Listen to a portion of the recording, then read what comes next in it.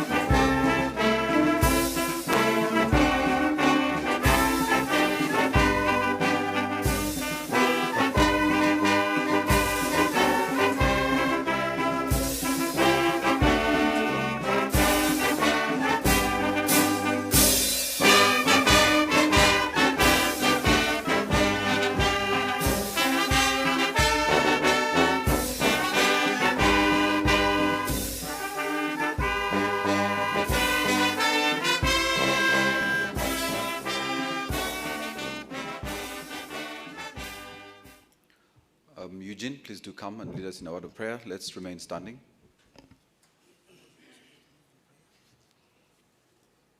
In the name of the Father, the Son, and the Holy Spirit, amen.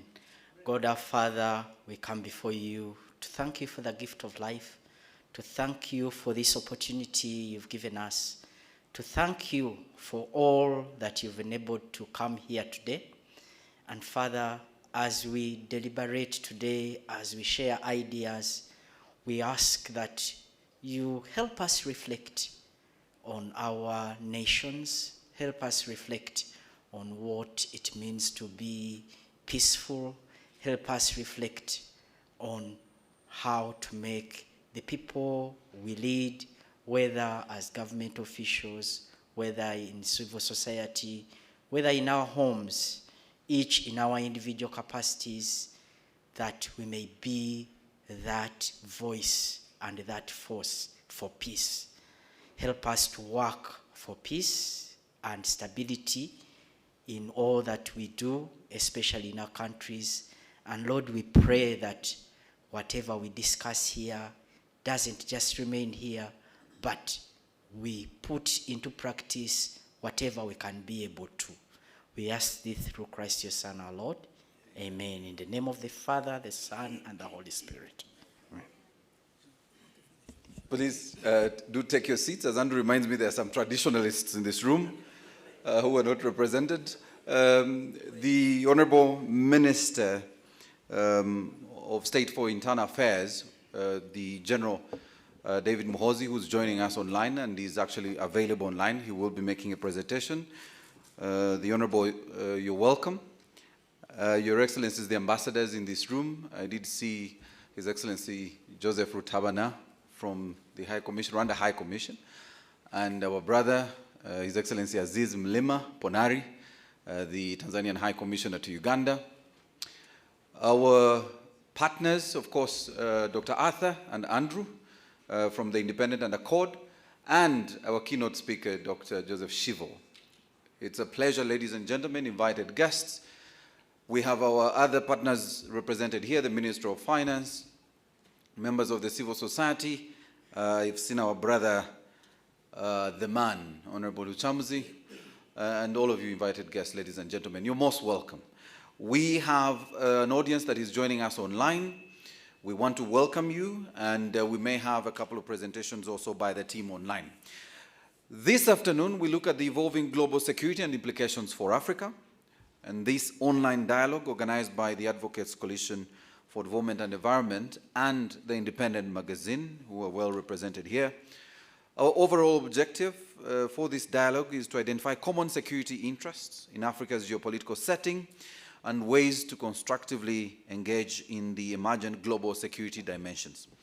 It is very clear that the African continent has become increasingly important to the global security and will continue to rise in the importance of this in the coming decades. Of course, our keynote speaker will be speaking much to this, but before he does, allow me to invite Dr. Arthur Beinomcha, the Executive Director of ACODE, to come and make opening remarks. You're welcome, Doctor.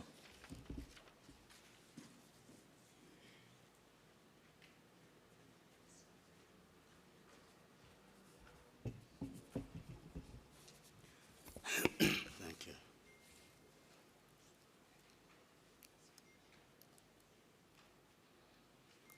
Do we have sanitizer? Some sanitizer?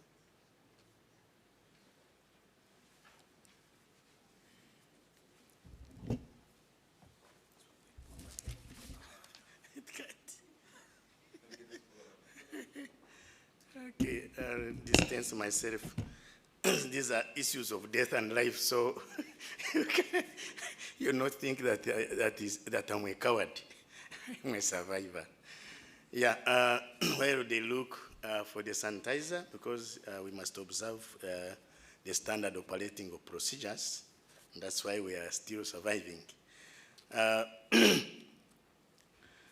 Thank you very much, Morris, Mr. Morris Munjisha, our moderator.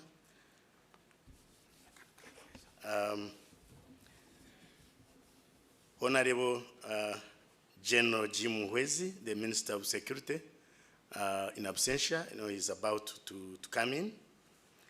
The Minister of State for Internal Affairs, General David Muhoozi,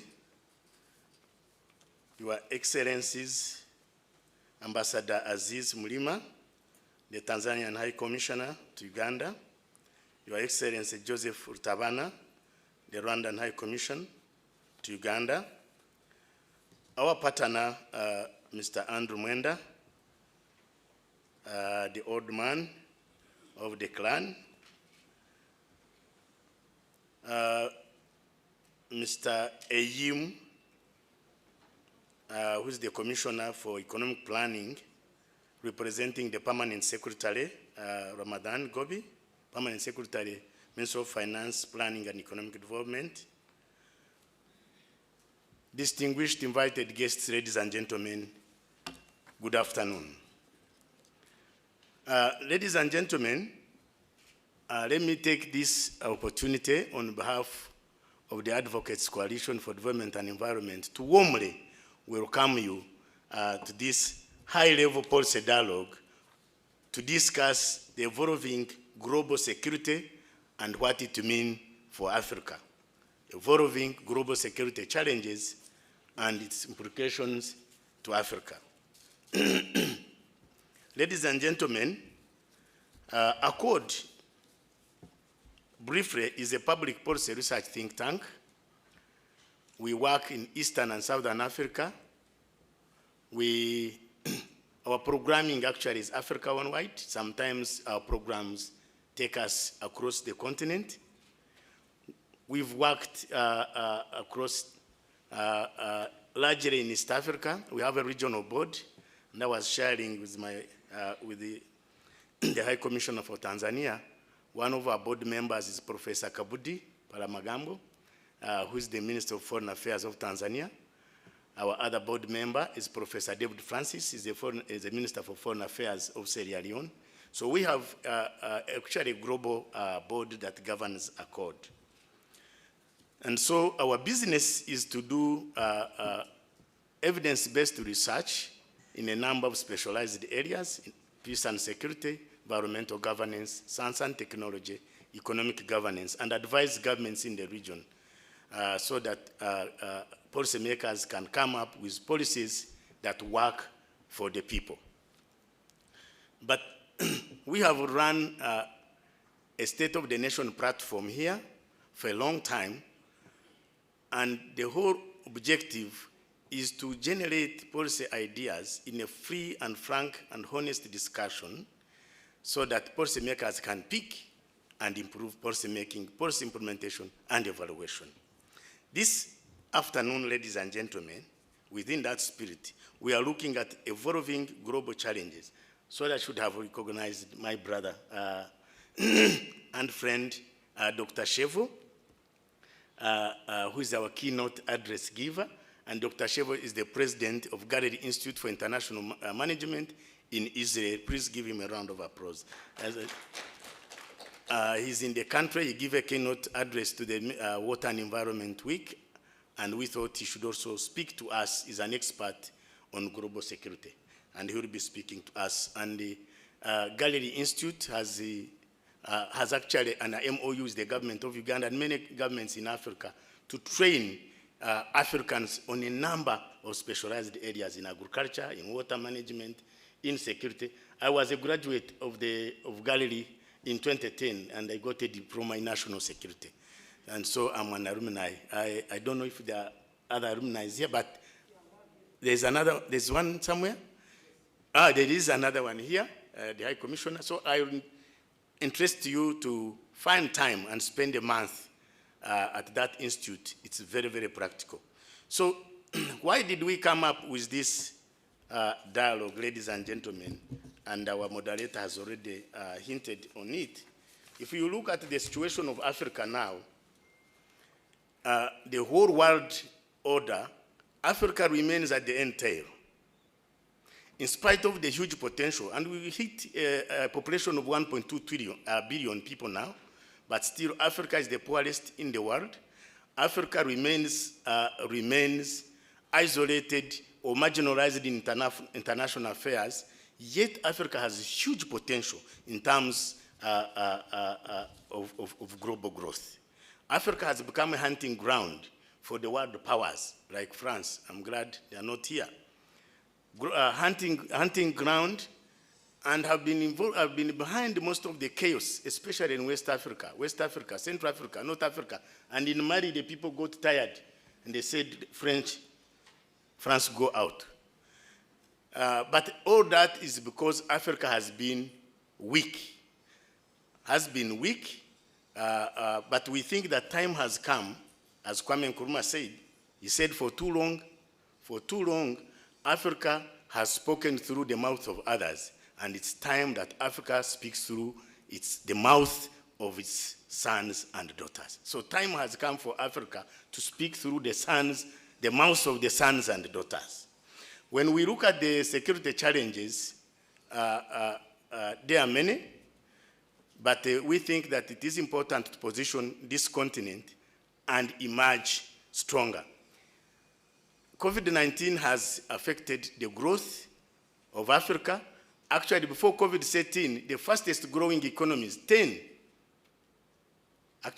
out of 10 were in the world were in Africa. In this country, our economy was hit. Mr. Yimu will be talking about, we grew, our projected growth was supposed to be 6.5, but we grew at 3.0. And I think so many countries. But there is hope that actually after COVID, Africa's economies are likely to grow. But Africa's economies are not likely to grow unless we have identified our security challenges. And security is not about to, I will not define it because we have people purposely who will define security in its widest sense. We are looking at the socio-economic and political sectors.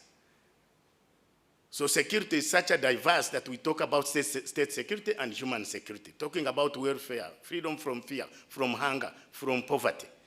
So, so this afternoon, ladies and gentlemen, I'm privileged to host with our partner, The Independent, this high-level dialogue to identify those key security challenges in the world, those key security challenges in Africa, those key security challenges in our individual countries, so that we can be able to position this continent and our countries to survive, but also to prosper. So we are not talking about survival, but we are talking even about thriving, even in the post-COVID and in the post-Ukraine and Russia war. So without taking much of your time, I look forward to very fruitful deliberations, frank, candid, and we have ground rules here. We attack issues, we never attack people.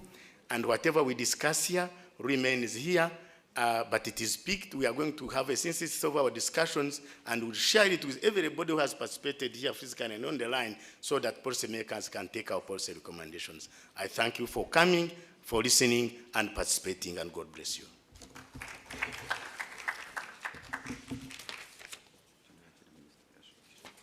So I've asked Doctor to go and pick our chief guest. As he does that, I'll just hold for a minute, because I would like Arthur to be back with our chief guest and before Andrew speaks. But I wanted to let the online audience know that please do share the link in case you have a friend or two who would like to be able to join us. But I think on Sunday we were with Dr. Joseph Shivo at the Ministry of Water, and he made an outstanding presentation on what we need to do as a country. First of all, to secure ourselves in matters of agriculture, and how, Israel has stand around the agriculture sector over the decades, and as an example for the rest of us, and what we can do, because a lot of our people, including some of our technocrats, have actually been to the university, the institution, and we expect that there should be some form of turnaround in form of how we manage our land, manage our natural resources, but also change in our mindset. That said, I want to recognize the presence of the different partners, the partners who do work with the ACODE in the civil society, who are well represented here, and I want to thank you for joining us, and those who have joined us online. The Honourable Minister, you're most welcome, and we want to thank you, sir, for joining us, and thank you for coming. You only missed Arthur's presentation, but I'm sure Arthur will find an opportune moment at some point to be able to say something. So may I now invite Andrew Mwenda, founder and managing editor of The Independent, to come and make his remarks. Andrew? No, you first. You speak, and then we allow Dr. Shivo to speak. Please come. You must welcome your guests. You invited them.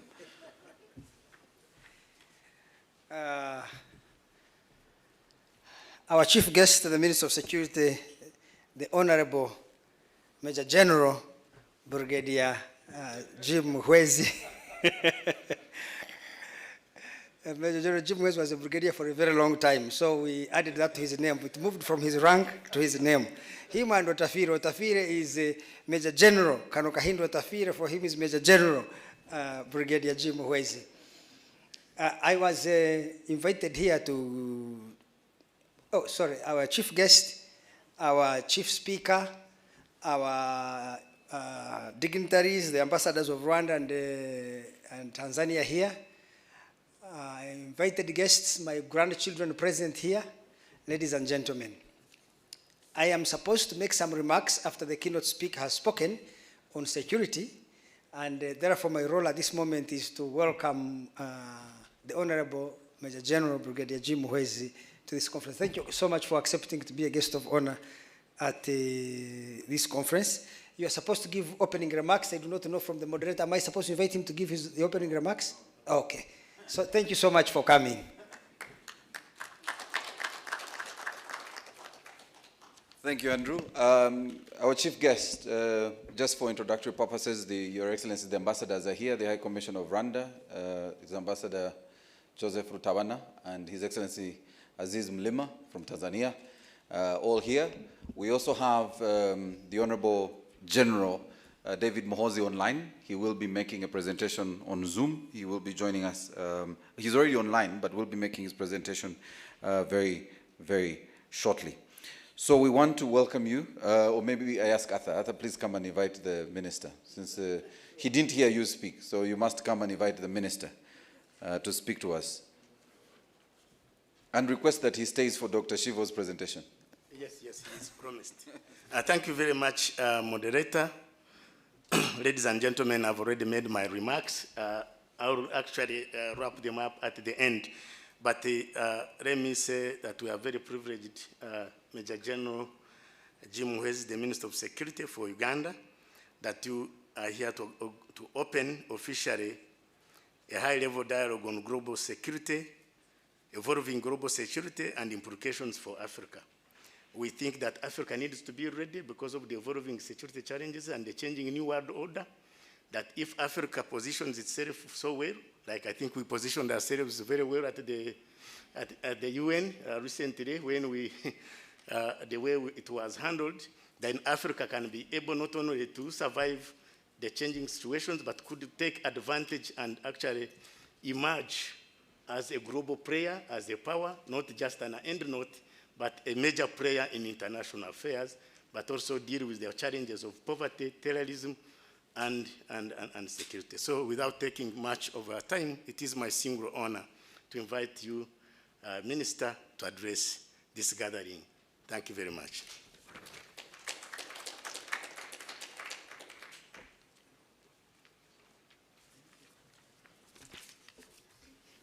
Thank you very much.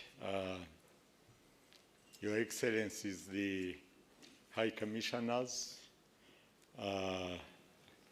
distinguished leaders of ACODE, my friend Andrew Mwenda, distinguished ladies and gentlemen.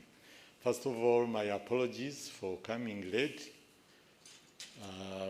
I almost failed to come because of what is happening. I was chairing the National Organizing Committee for making arrangements to bury our speaker. So I couldn't rush through that function.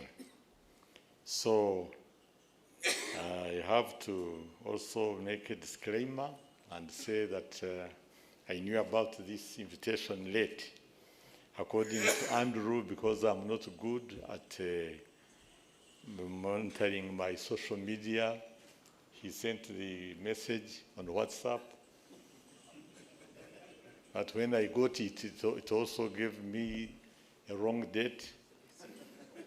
I thought it was tomorrow, but then suddenly I was told it's today.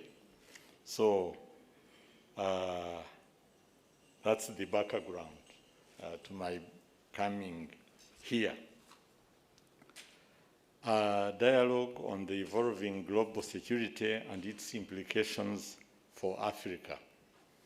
That's a very wide title. I don't know where one starts from. I know it's up to today. But Africa, as you know, its history and security was cannot be removed from our colonial history. So our first interface with the globe was as far back as when the foreigners came and enslaved our people. So security is a wide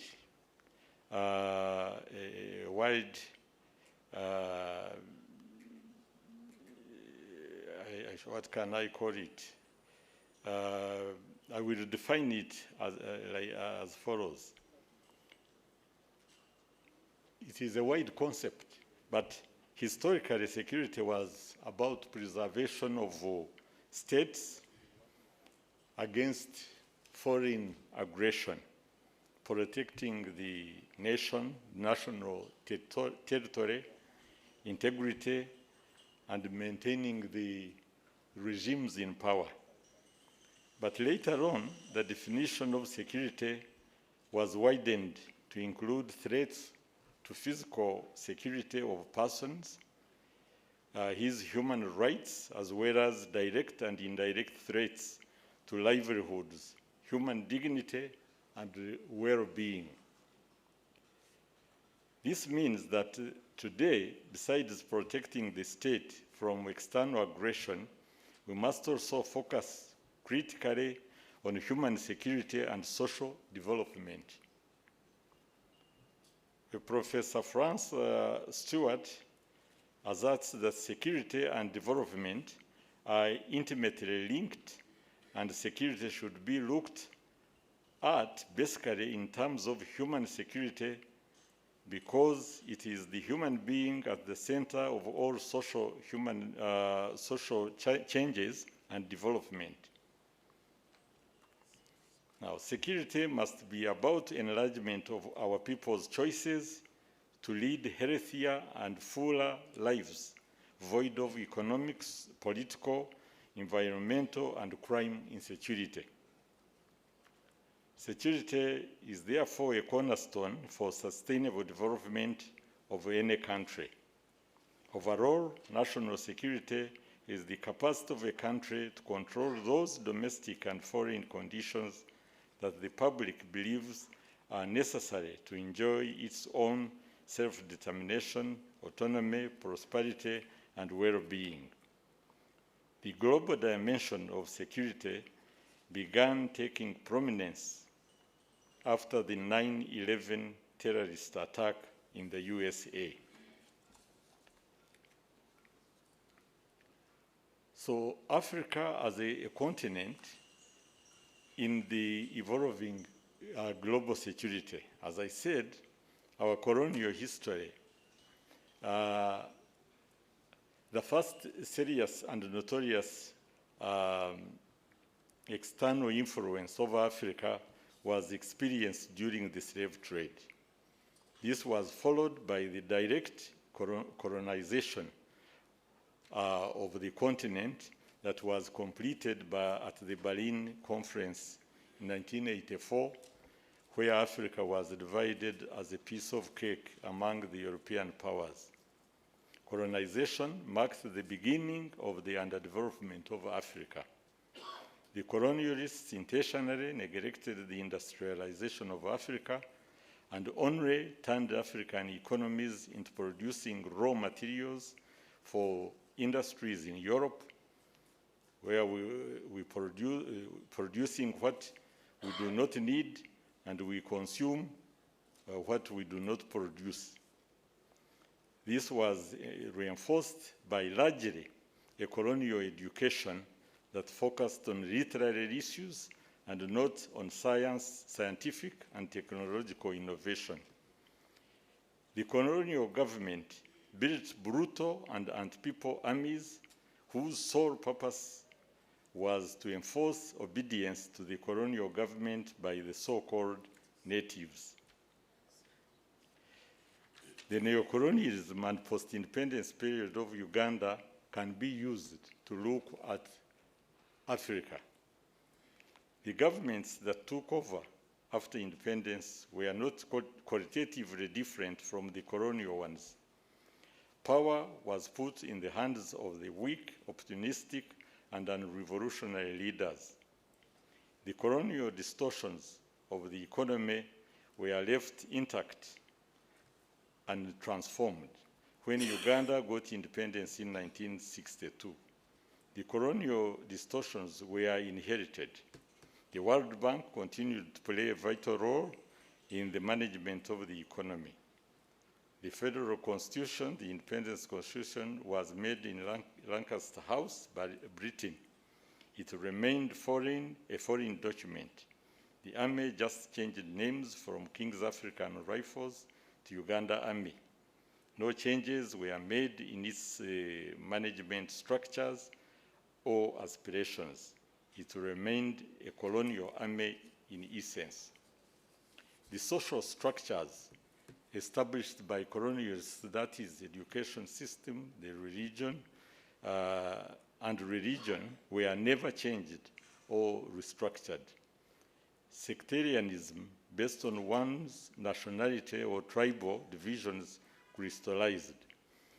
When we got the democracy, the Western democracy, our political parties, of course, because the peasantry society could not be divided other than on tribal and religious grounds, on sectarian grounds. That is what happened in Uganda. Our major political parties, the Uganda People's Congress was for Protestants, the Democratic Party was for Catholics. Kabaka Yeka was for the Baganda, So that's how we were. This kind of situation gave rise to political and military conflicts that emerged immediately after independence. For example, the abrogation of the national constitution, military coup of 1971, ushered in Idi Amin's reign of terror, and the Obote II regime marked by the Bush War of 1981-1986. So when our government came into power, the NRM, we were very much interested in changing the status quo. That's why our major interest was to change the politics of the country. We had a 10-point program. It's a long one, but which is based on 4 principles of patriotism, Pan-Africanism, socio-economic transformation, and democracy. So, presently, of course, the threats have changed. We have terrorism, we have organized crime, we have cyber crime, and so on. But the difference is the same. Still, Africa does not sit with the rest of the world and discuss at par.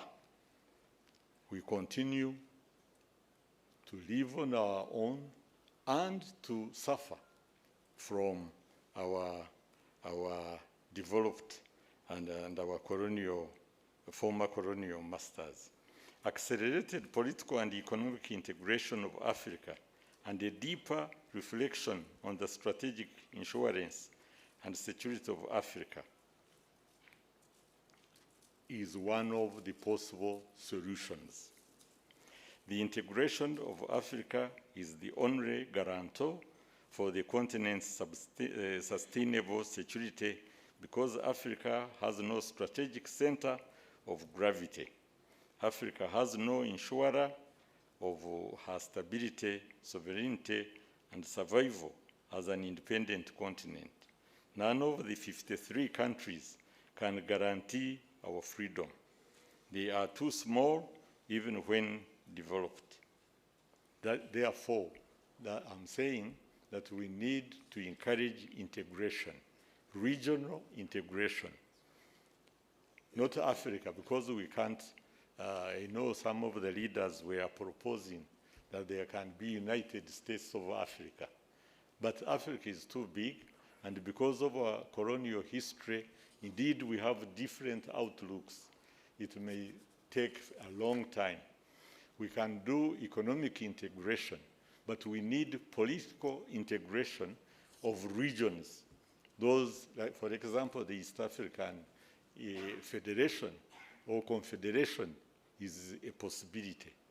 And with the now with the DRC coming on board with almost 200 million people, we can now speak with a bigger voice than we can or we do now in our small enclaves.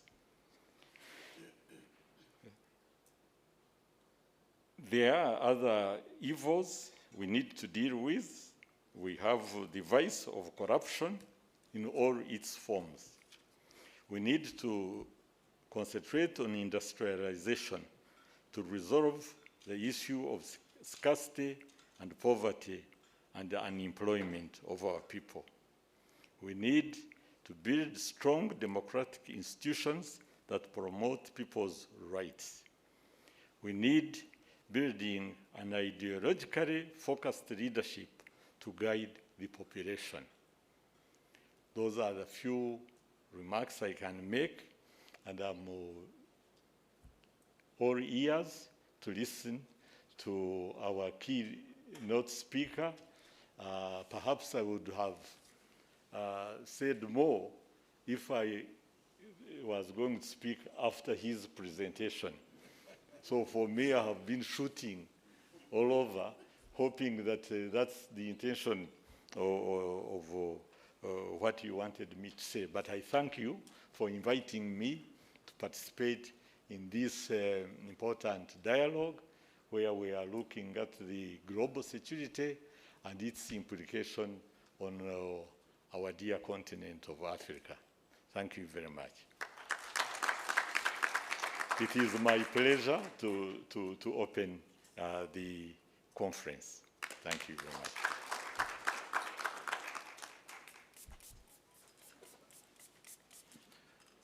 Another round of applause, ladies and gentlemen, for our chief guest.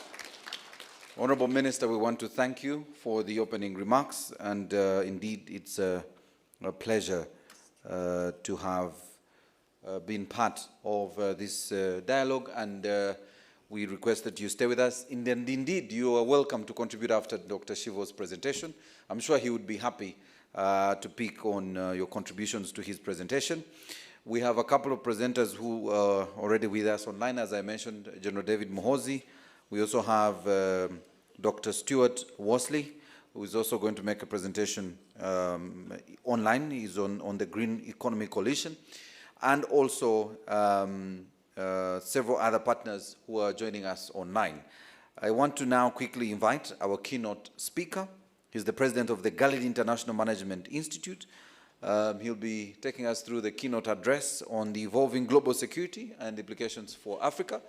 Our chief guest, Arthur and Andrew, will be watching on the screen here as the rest of us stand to the main screen. So you're most welcome, Joseph. Please come and make your presentation.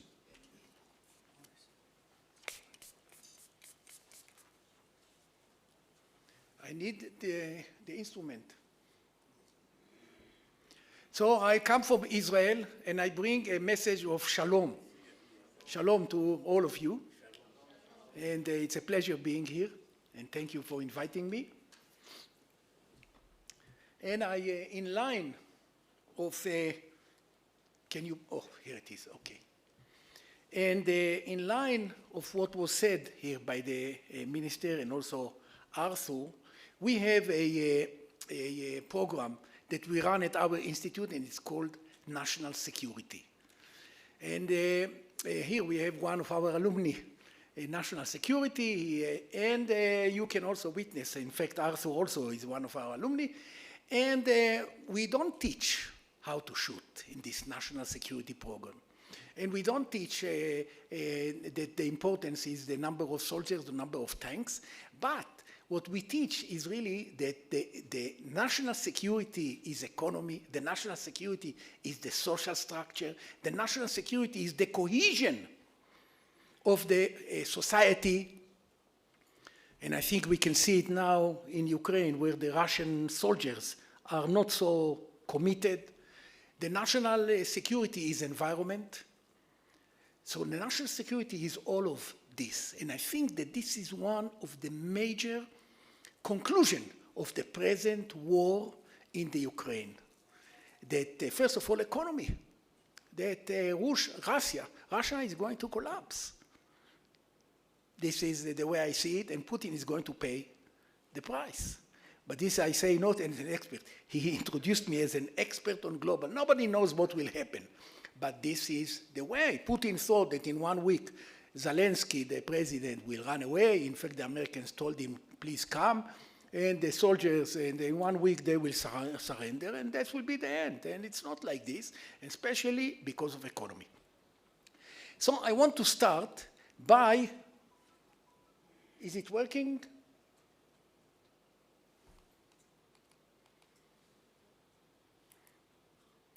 Nothing.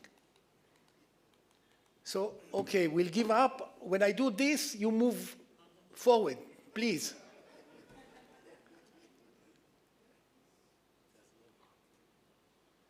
I do this, let's try, yes. So please, education is the most important. Who said it? Look at me. No? Go ahead. Nelson Mandela, of course. And I want to tell you, and I said it all 2 days ago, that Israel is 73 years old. Our first prime minister, his name was Ben Gurion. And one of the first decisions when the country became independent was, this is 73 years ago, 1948, also from the British, like you, that every child must go to school. And if the child is not going to school, the father is going to jail. And he threw some fathers to jail, and then all the kids are going to school until today. And today we enjoy this decision of, also we must, is it working? Oh, here, okay. Thank you. What? Ah, the point there. Okay, look at this. The current accommodation in Africa recommends between 4 to 5% to allocate to education. If we agree that education probably is the most important thing. But if we look at the map, look at Africa. Africa, most of the countries, here Tanzania is red. Tanzania is red, 1%. 1% here. And if we look at the map in the world, Israel is still number 2 in the world in allocating to education, despite the fact that we have security problems. But this is security. Education is part of this security. Now look at, we are talking about Africa. This is the number of universities in the world, in the different continents. Look how sad it is in Africa. The number of universities, and not only that, in all the other continents, the number of universities are growing. In Africa, it's the same level. It's not moving, unfortunately. By the way, we have a program on management of higher education institutions, and many vice chancellors of universities here, Makerere, the former vice chancellor, and Dumba was our alumni, and Gulu, and even Muni, the lady, I don't remember her name, the tall lady, she's the vice chancellor. They all studied at our institute. Now, look at this, economic impact. We found, this is the International Monetary Fund, because of COVID, the economy is losing 8%. Now, because we invested here, this is Israel, we are only 9 million people. 9 million people, a small country. Here we have 2 ambassadors. You were the ambassador to Israel 5 years. In fact, you can give the lecture after 5 years in Israel. So 9 million people only, but we invested in education, and today, look at this, the Israeli economy is $400 billion, and we don't have oil. Professor Kwesiga, you remember, we don't have oil, we don't have natural resources, diamonds and all those things, but we invested in education. And look at this, compared to Uganda, only 32 billion. Now, I'm not coming here to show off or to say this is the difference. I come with the message that it is possible. You invest in education, you get to this. Now, look at this. Our GNP is bigger than all our immediate neighbors with their oil. This is the Israeli export, and most of our export is now high-tech. In Uganda, it's only 3.1. In Israel, it's more than $100 billion. And we export high-tech. In the past, we export agricultural. I'll show you afterwards these examples. And here, we are talking one word I must say about health. So Uganda is 3.8 health. The expenditure on health in Israel is 7.5. In one of our, look at the US, 17% of health, but 1/3 of the population is not insured at all. In Israel, it's mandatory. Also health, health is also part of the national security. People are healthy. Health of the society is part of national security. Now, I just want to tell you that now we have a new concept on health. Until now, the government is paying for physicians according to the number of patients that they treat. This is the regular thing. Now in Israel, we have a new concept. We pay the physicians by the number of healthy patients, patients that do not come to the physician. We want the physician to encourage the patients to do sport, to eat less, to be healthy. And the physicians, it's hard to understand, but the physicians are getting paid by the number of healthy patients. If there is a physician, and he has a community of 10,000 inhabitants, and until now we used to pay him by the number of visits of his patients out of the 10,000, now we are paying him by the number of those who do not come. A new concept. And this concept, by the way, we have this program on primary health care, and one of our alumni was your Minister of Health. And she knows Jane. And she knows this concept, this new concept, and I hope that one day she will implement it here. Last time I was here, this is a group with WHO, Galilee Institute. We have an agreement with World Health Organization. We are trying to influence them all over the world. With this is India. All the head of the ministries of health in all the states in India that came, and we are trying. But this is the last thing about health, I think. Also Brazil, we work, this is the Minister of Brazil in the middle there, and we are trying, and the last one is Haiti. Now I come to the main thing, which is climate change. We witnessed the climate change here in Africa, one full degree that it went up, and look at this. We witness desert. Now you can say, of course, Uganda, we don't have a desert, although we have dry or semi-dry in Karamoja. But we don't have desert. So why do you talk about desert? But your neighbors have desert. And already we have problems from Turkana, the end. Here, this is the north of Kenya. In Marsabit, already the governor of Marsabit studied at our institute, and he told me, 40% of the livestock already died. Already died. Now, when farmers, if they cannot grow their crop, they cannot develop their farms, they will move here where they have water. They will move here. We participated in a study of USAID about this place, and here is Lake Victoria, and what will happen if Lake Victoria shrinks? Already there are, look, this is 1960, 1970, you see every 10 years, the red is the number of population around the lake. And today, look, this is 2000, and then 2005. You see more and more people are moving and living, this is 2015, the last one. We have more than 30 million people around the lake. And one of the forecasts is the lake is shrinking. Maybe one day disappear. And why do I say it? Here, this is Lake Chad. Lake Chad in 1972 was the size of Lake Victoria, the size of Israel, 20,000 square kilometers. And today, dry, totally dry. So, can it happen here? Who knows? Now look at this. This is the change in length of growing period all over Africa. And you can see in eastern Uganda is between 50 and 113 fewer days because of climate change. Growing period. Not to mention all those impacts here, Burundi and Rwanda. All those problems of hazards, and we have a program, preparation for disasters. On top of everything, deforestation. Deforestation, you cut trees. And we talked about it with the Ministry of Water. And look at this. In the world, the average is 31% that is covered by trees. Sweden is number one with 69. Africa, on the average, 23.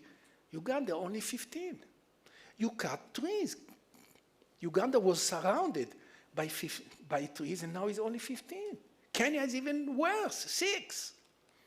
And look at this, not only that you cut trees, but also the trees suffer from climate change. Now maybe we come to the worst problem, the water. The water, here, look at this. This is the water availability all over Africa. And you can see, no, this I cannot show, but where is Uganda here? Uganda is, I think, the 6 or 7 lines. You can see in 1990, this is the long the long navy, blue navy, no? And then short, about half. Between 1990 to 2025, Uganda lost half of its water. And we look at Tanzania, is even worse. We look at Kenya. Ivory Coast is number one up there, also half of the water. All over Africa, we have less and less water. Djibouti, look at Djibouti, the last one. No more water at all. And the question is, what do we do? Here, I visited Tana River in Kenya. This is the governor who studied at our, and he invited me to come. I saw, listen, the water in Tana River is the biggest river in Kenya, and all the water is going to the ocean. And nobody, here, the people are shouting, we don't have water, but there is water. And not only that, they are even fighting over water, and there are casualties because of water, but there is water. It's only a matter, and of course, refugees, some of them will come here. And this is Mzima Springs, next to the border with Tanzania, under Kilimanjaro. 90% of the water is going to the ocean. Only 10% is the main source of Mombasa. And Blue Economy 2018 that talked about this water because they realized that this is the problem. Now, please, look at this. This is security. Here, we're talking about Africa, global security. You see, this is the areas at most risk from climate change. You can look at this. We can identify Boko Haram at the northeast of Nigeria, probably because of climate change. We see Darfur. We see Somalia with all the problems, Somaliland. We see the Shabab.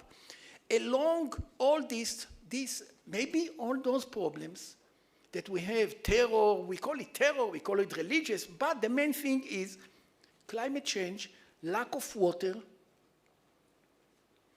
And the question is whether or not we have, and there are projects, look, they anticipate that there will be civil war in Africa because of climate change, because of lack of water. And the question is whether or not we can do something. So here I come and I want to give you the solution. And we do it in Israel. We reuse water. 90% of our water is reused. You flush the toilet and the water goes to, and we purify the water. Andrew, you have not been to Israel yet, you told me. We purify the... 2001. One, yes. We reuse this water, and of course, we irrigate all our agriculture with those water. In fact, this water, after we reuse the water, it's safe to drink it. But as I said, nobody wants to drink water from sewage. So we have two sets of pipes in two different colors, but it is safe to drink. So we irrigate our agriculture. And the other day, the state minister of water, she said that here in Uganda, you only irrigate 1% of your agriculture. We are in the 21st century. It's not only that we irrigate, it's digital irrigation. What do I mean by digital? That the amount of water that we give to the plant is according to the needs.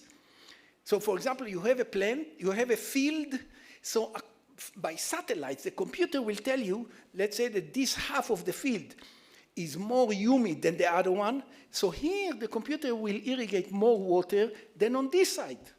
Everything is computerized. But this is the message. If we have it in Israel, we can have it in Uganda. It's not a secret. It's not holy.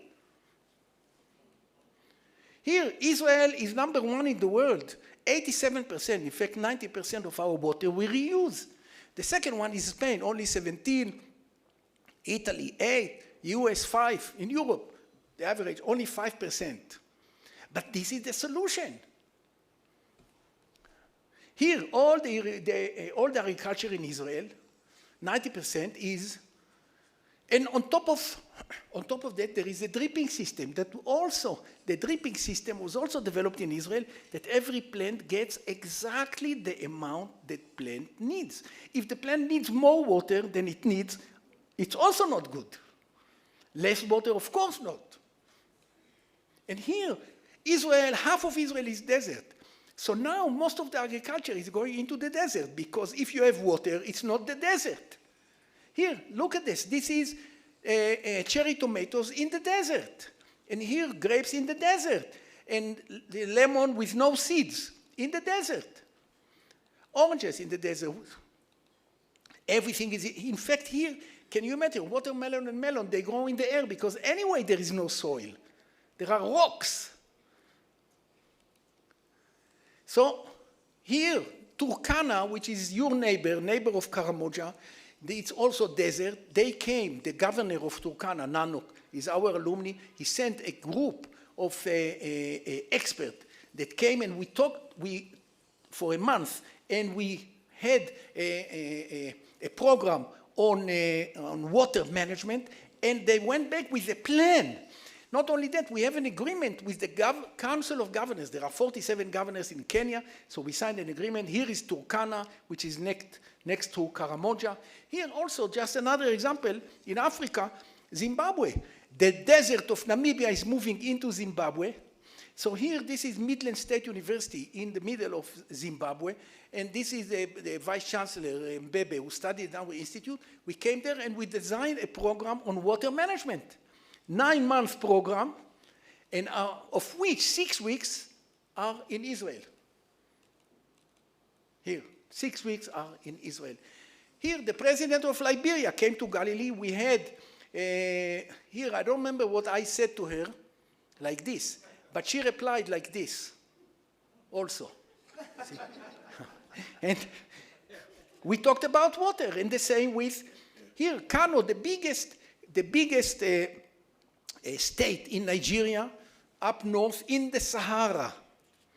So we signed an agreement. This is the governor. He invited us in Galilee Institute. We signed an agreement here, Kano state government with the Galilee International Management Institute, and they sent experts on, we trained them. And the same way here, Kenyatta, Uhuru Kenyatta, the current president until August in Kenya, he came to us and we talked about water management because this is the key. Now, agriculture, of course, Israel is so advanced in agriculture and everything is computerized. I will give you just an example. On dairy, did you know that the Israeli cow is giving 50 liters of milk per day? 50. And there are cows with 70 even. Now, a cow is a cow. You think a cow here is different than a cow in Israel? No, what is different is this. Of course, there is something about genetics, but the main thing is management and the nutrition. And the nutrition, everything is computerized nowadays. The computer even goes and get the milk. Here, this is Chuka University in Kenya. This is the vice chancellor who studied our institute. We signed an agreement. He opened a dairy farm in his I think it's Nyeri County, not sure, never mind, in Kenya, and he teaches all the farmers, and he's also selling milk and making money out of it. Here, Samburu also, I will move fast because this is really Kenya. Here, just because we also have research, and here, this is Professor Kwesiga. We talked yesterday, we had dinner together, and we are talking about joint research, because research, look, post-harvest. Post-harvest, do you know that 50% of the production of agriculture is lost? Never reaches the market. What kind of loss? And it's not a must. It's not a must, because here, if in Israel we can do it and reduce the loss, we can do it here. It's only a matter of know-how. Here, I don't want to go into all this, but look at this. 1.3 billion tons per year are lost. Even FAO, the Food and Agriculture Organization of the United Nations, says But here, for example, cherry tomatoes, that there are long shelf life cherry tomatoes. So if we do it in Israel, we can do it here. As I said, it's not a secret. This is a secret. One of the secrets of Israel is that we allocate 4.5% of our economy to research and development. 4.5%, the highest in the world. Here you can see where the UK is only 1.7, US and so forth. And it's not the government. It's not the government. It's mostly the private sector. Managers, when they make profit, they don't take all the money and put it in their pockets. They invest part of the money back in the product. And no wonder when you have so much research that we have Nobel Prize. And so many, look at this, so many companies are based now in Israel. Did you know that the cell phone was developed in Israel? Cell phone, everybody has a cell phone, it was developed in Israel. Here, Microsoft, I'll go fast, all those companies, they have research centers now in Israel. All those NT and XP that everyone has in his or her computer were developed in Israel. Please remember, 9 million people and the decision to invest in education. Tell me if this is not security. Here, look at this. This is the NASDAQ, companies on the NASDAQ in New York. Israel has 63 companies, high-tech companies. Compare, look, UK, only 5. UK, they have, 60, 70 million people. India, 3 companies. France, 2. China, nothing. Here, Intel, 40% of the research of Intel is done in Israel.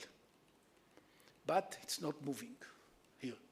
Oh, Intel became the biggest, even Apple never had any research center outside the US, now it's in Haifa. I just want to mention space. This is an Israeli satellite, but this is a regular satellite. But I want to show you this one. This is a real satellite that was developed by school kids. School kids developed this satellite and they launched it to orbit. Small. Can you imagine? School kids. And this, imagine, this is one of the engineers in the security, in the army. They developed a missile with a small camera at the tip of the missile, and when you shoot the missile, you can divert the missile, and then the camera takes pictures, and then you can see the target. Now he had an idea. The same idea of a missile with a small camera, you shrink it to a small medical pill. You can swallow the medical pill, and it takes pictures inside. The same idea here. This is the pill inside our stomach with a small camera, and this is the picture that you see inside the camera. So now you want to see inside the camera, you don't have to open like we used to open. Now you take the pill, and here you have a picture.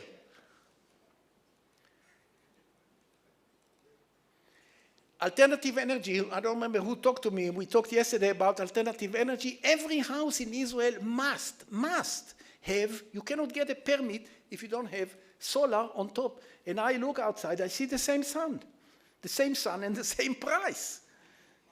Now, can you imagine, there is one city in the south, Beersheba, you know Beersheba, and now 120,000 people, and we developed now Ashalim, it's called Ashalim.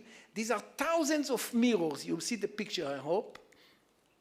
You see thousands of mirrors, and the mirrors get the energy from the sun. They send it to the tower. In the tower, here you can see the tower with thousands of degrees, and this generates electricity to the city of 120 people. 120,000 people by this tower. No more oil. You don't need gas, just energy, solar energy. And we have the same sun. We can do it here.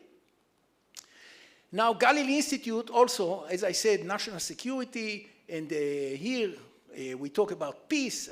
I will not go into this. We were involved. Here, this is in Rwanda, Ambassador.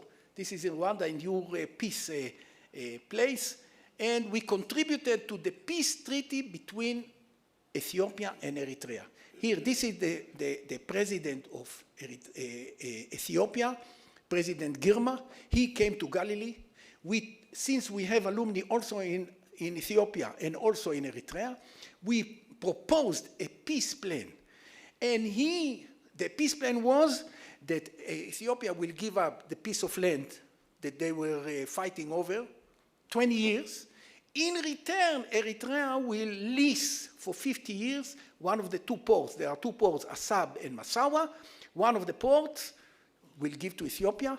I myself, I talked to the Minister of Defense of Eritrea, who was our alumni, Ephraim Sebhat, at that time. And he said, yes. I went and met the Prime Minister of Ethiopia, Haile Mariam, at that time, and he also accepted, and they signed the agreement, which is our contribution. So it is possible. It is possible.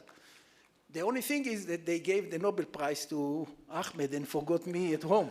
But this is life. But look, we are satisfied that we contributed. The same thing in Nigeria. We have alumni. We submitted a peace plan to Boko Haram. You know, Boko Haram, for 10 years, exactly 10 years since they started, that they killing, kidnapping, whatever. And so we submitted the peace plan to President Buhari.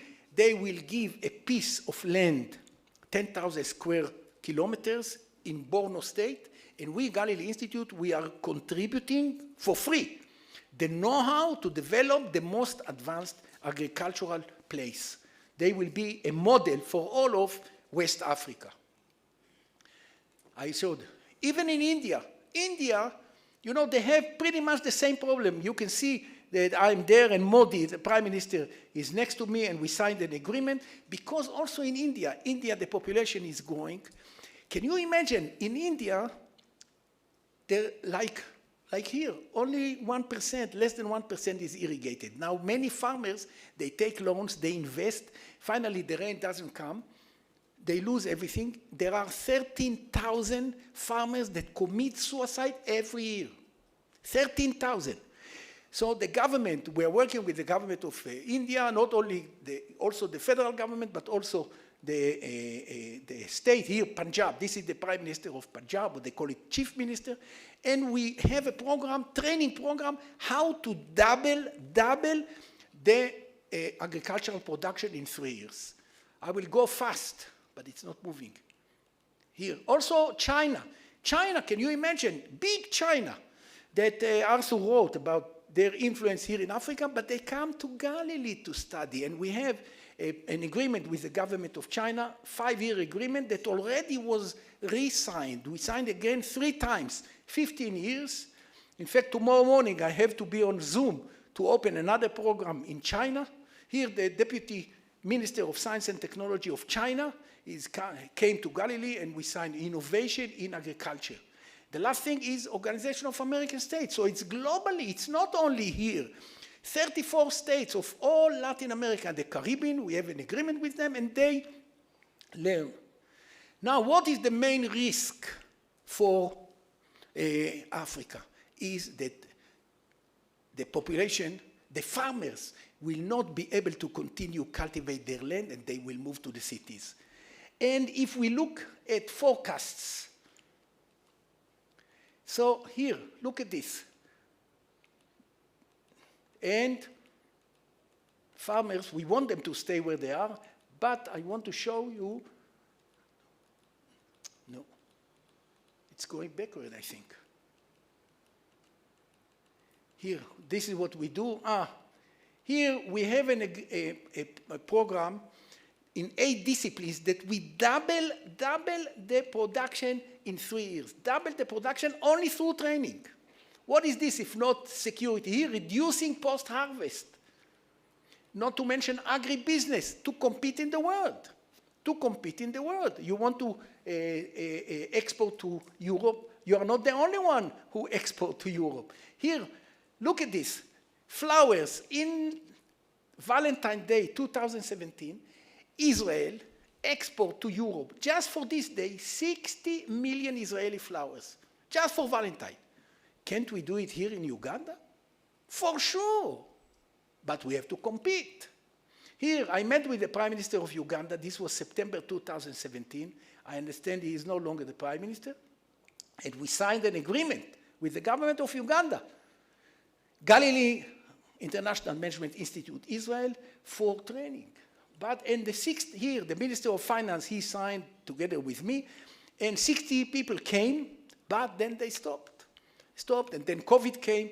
But yesterday, I must say, yesterday I had a meeting with someone from the Ministry of Finance, and we hope to resume, and they understand the need for training and the potential.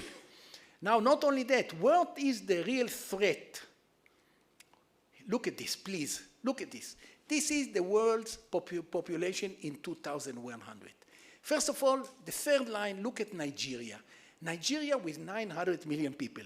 Nigeria with 900 million people, already Nigeria today, I don't know if you know, they are the biggest import of wheat, rice, sugar, and fish. Fish. They have the ocean and they still import fish because of oil. Everything is because of oil. But with 900 million people, they will not be able to feed all of them. So where do you think they will go? They will try to come where there is water, where there is... And here, one of the countries is here. Now look at Tanzania, 276 million people. This is the real threat. DRC, 260. And the last one, Uganda, 200 million people. Where are you going to put them? 200 million people. Not only that, this is 2,100. You can say 2,000, so far away. But look at this, 2050, also Nigeria is over 400 million. Tanzania over 300 million. Congo over 200 million. This is a threat. Not only that, because the farmers will not continue to cultivate their land, they will move to the cities. So look, the first one is Lagos. Lagos, in the year 2010, there were 10 million people. In 2050, you see the line? There will be 40 million people. 40 million people. How can you move? How can you manage a city of 40 million people? The same with Dar es Salaam. My friend, Dar es Salaam. 20 million people. Here, Nairobi, 15 million people. How can you manage a city? This is a collapse. Isn't that security? This is part of security. Now, as I said, this is my message. It is possible. Here, if we want to grow agriculture, there are three ways to grow agriculture. One is land, so there is no more land. The yellow one is to increase agriculture by training, by know-how. And this is the way. So I want to conclude by saying that the first message is it is possible. If we can do it in Israel, we can do it here in Uganda. We can do it also in Tanzania, in Rwanda, and everywhere. It is possible. Let's do it together. And we want to do it. This is our mission. We are doing it for 34 years already. Galilee Institute has been doing it for 34 years. Only here in Uganda, we have, I think, close to 1,000 alumni. Even your Minister of Foreign Affairs, J.J. Odong, I think, is our alumni. Not to mention the mayor of Gulu just finished one of our programs last week and returned. Now we can double the agricultural production, either national or a regional level, maybe Karamoja or places like that. Of course, reuse of water, so important. And it's so easy. It's not a secret. And it's not advanced technology. So we can do it. And preparation for disasters, no question. The World Bank issued a study that usually the damage of a disaster, natural disaster, is $200 million. But if you prepare well, it reduces the damage to 40 million. 40 million compared to 200, if you prepare well. We in Israel, unfortunately, we had to prepare, not natural disasters. We don't have hurricanes, but we have our own disasters with our neighbors. So we have man-made disasters, you have natural disasters. Solar energy, of course, especially when you're talking about economic crisis, so with solar energy. and professionals. I hope that we will resume this agreement with the government. And the last one is, I want to tell you about, I was very happy to see that we developed a program in South Sudan. South Sudan, a very poor country. We developed a program on digital agriculture for 3,000 students all around the country. The South Sudan has 10 states. So in each state, the government, the Ministry of Science, Technology, and Higher Education identify a study center. We, Galilee, through satellite, we install internet in each of these study centers, and we broadcast from Israel 3,000 students. Now, please listen carefully. We are committed to employ 10% of these students, 10%, at least 10%, in Israel. When they finish their studies, they will work in Israeli high-tech firms. They will work online. Online. I can tell you about another example in Georgia, that there was a group of 1,000 students that study computers, and at the end of the program, all of them, all the 1,000 are working in Israeli companies, online. This is a new world today, online. They can work online. And I talked even to Apple. Apple in Israel, they are willing to hire those who will finish this program in South Sudan. We can do the same thing here. So this is my message. Thank you very much.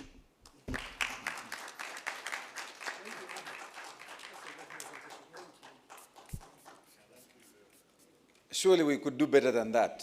Dr. Shivo, and I also know that the online audience, I'm told, are clapping, but we just can't hear them. So we want to thank you, Doctor, for your presentation. I wanted the technical team to line up General David Mozi, online team. If we could get General. General, we want to come to you in the next 30 seconds because you're the discussant onto this keynote address. So General David, if you can hear me and say something, so we are able to know that you can hear us and we can also hear you. General? Yes, Maurice, how are you doing? Oh, can perfect. Hear you. Yes, we can hear you loud and clear. So we want to turn to you. And General, it's very easy to deal with you when you're not here in person, because I would have found it difficult to stop you from speaking. With technology, I'll mute you on this side. So, General, apologies if I mute you, but I'm sure you will keep within the time. Over to you, General. Thank you, Maurice. Conveners of the dialogue, Honorable Jim, the chief guest, the keynote speaker, ladies and gentlemen, good afternoon. I'm honored to join this important conversation about global implications on security.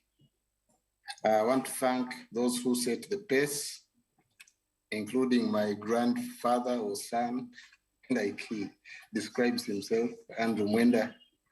I'll give a broad brush of, in response to the keynote speaker, starting with the international system, because I think context matters, and I'll do this by way of questions. Number one, is it a multipolar world? Is it a collaborative world? Is it anarchy and self-interest based? Are we looking at vestiges of the bipolar world of yesteryears, or are we looking at all these?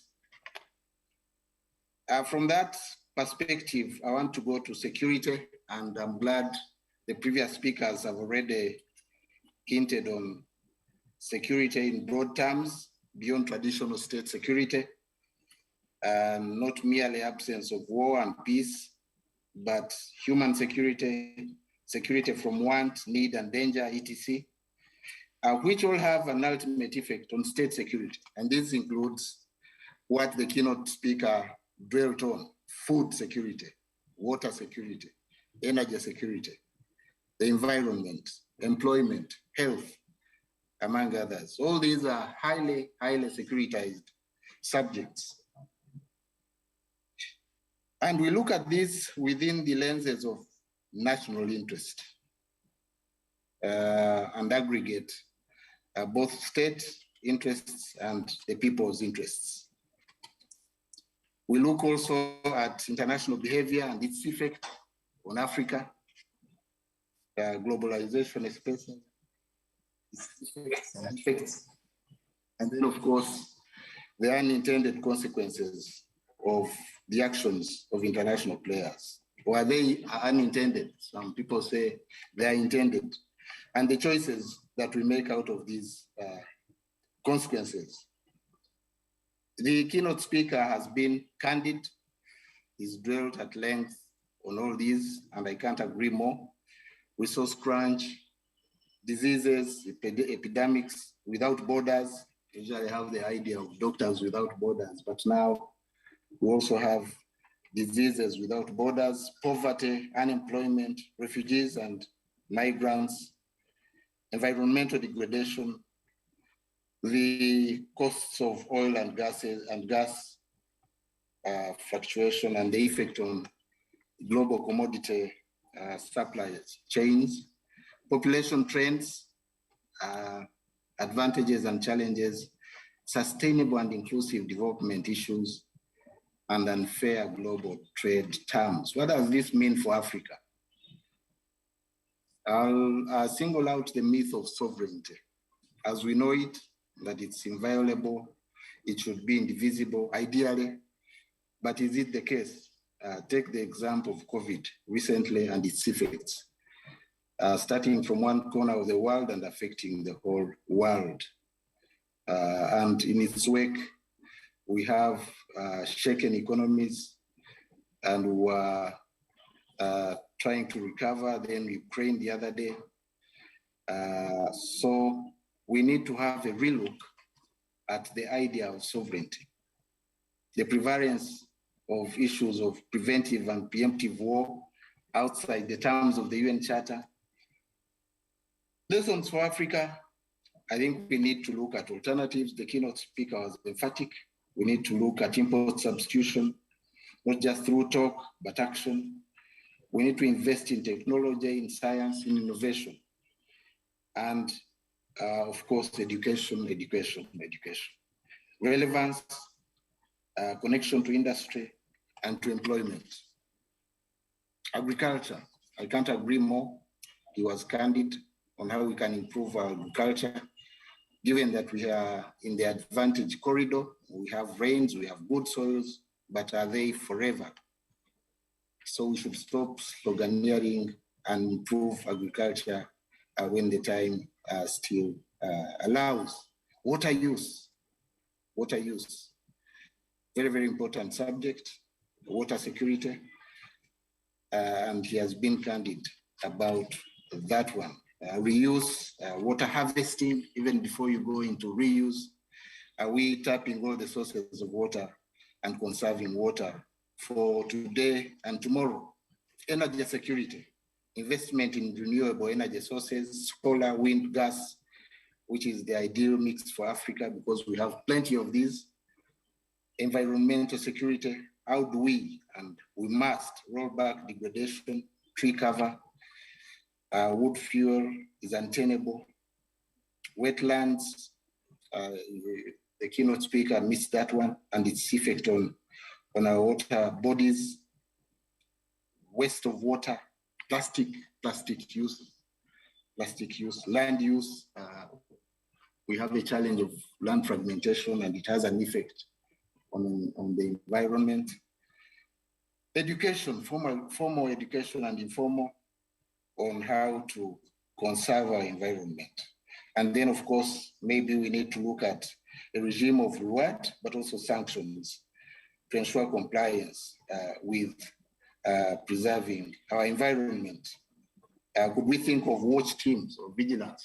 I think we need to be innovative as far as this subject is concerned, but we need the buy-in of the population because sanctions alone can't work. Deeper collaboration, General Jim talked about it, integration, I can't agree more. This held by elite non-complementarity. So we need to go further than where we are. to realize the benefits of collaboration. And then, of course, last, enabling policies, because just talk doesn't help. We need to go beyond talking and ensure that we do actions that can ensure that our countries, our continent is secure, not just now, but in future from the shocks of global action. That said, there are benefits in globalization, so we need to promote those ones, but also we need to mitigate the effects of that connection where they come, like these issues I've talked about, COVID, the conflict in Ukraine. And that's why I applaud the position of Uganda of abstention, because by abstention we give chance to dialogue, especially between the protagonists, so that we mitigate the effects of that conflict on the world, including on Uganda and on Africa. Thank you. Those were my brief remarks in response to the keynote speaker.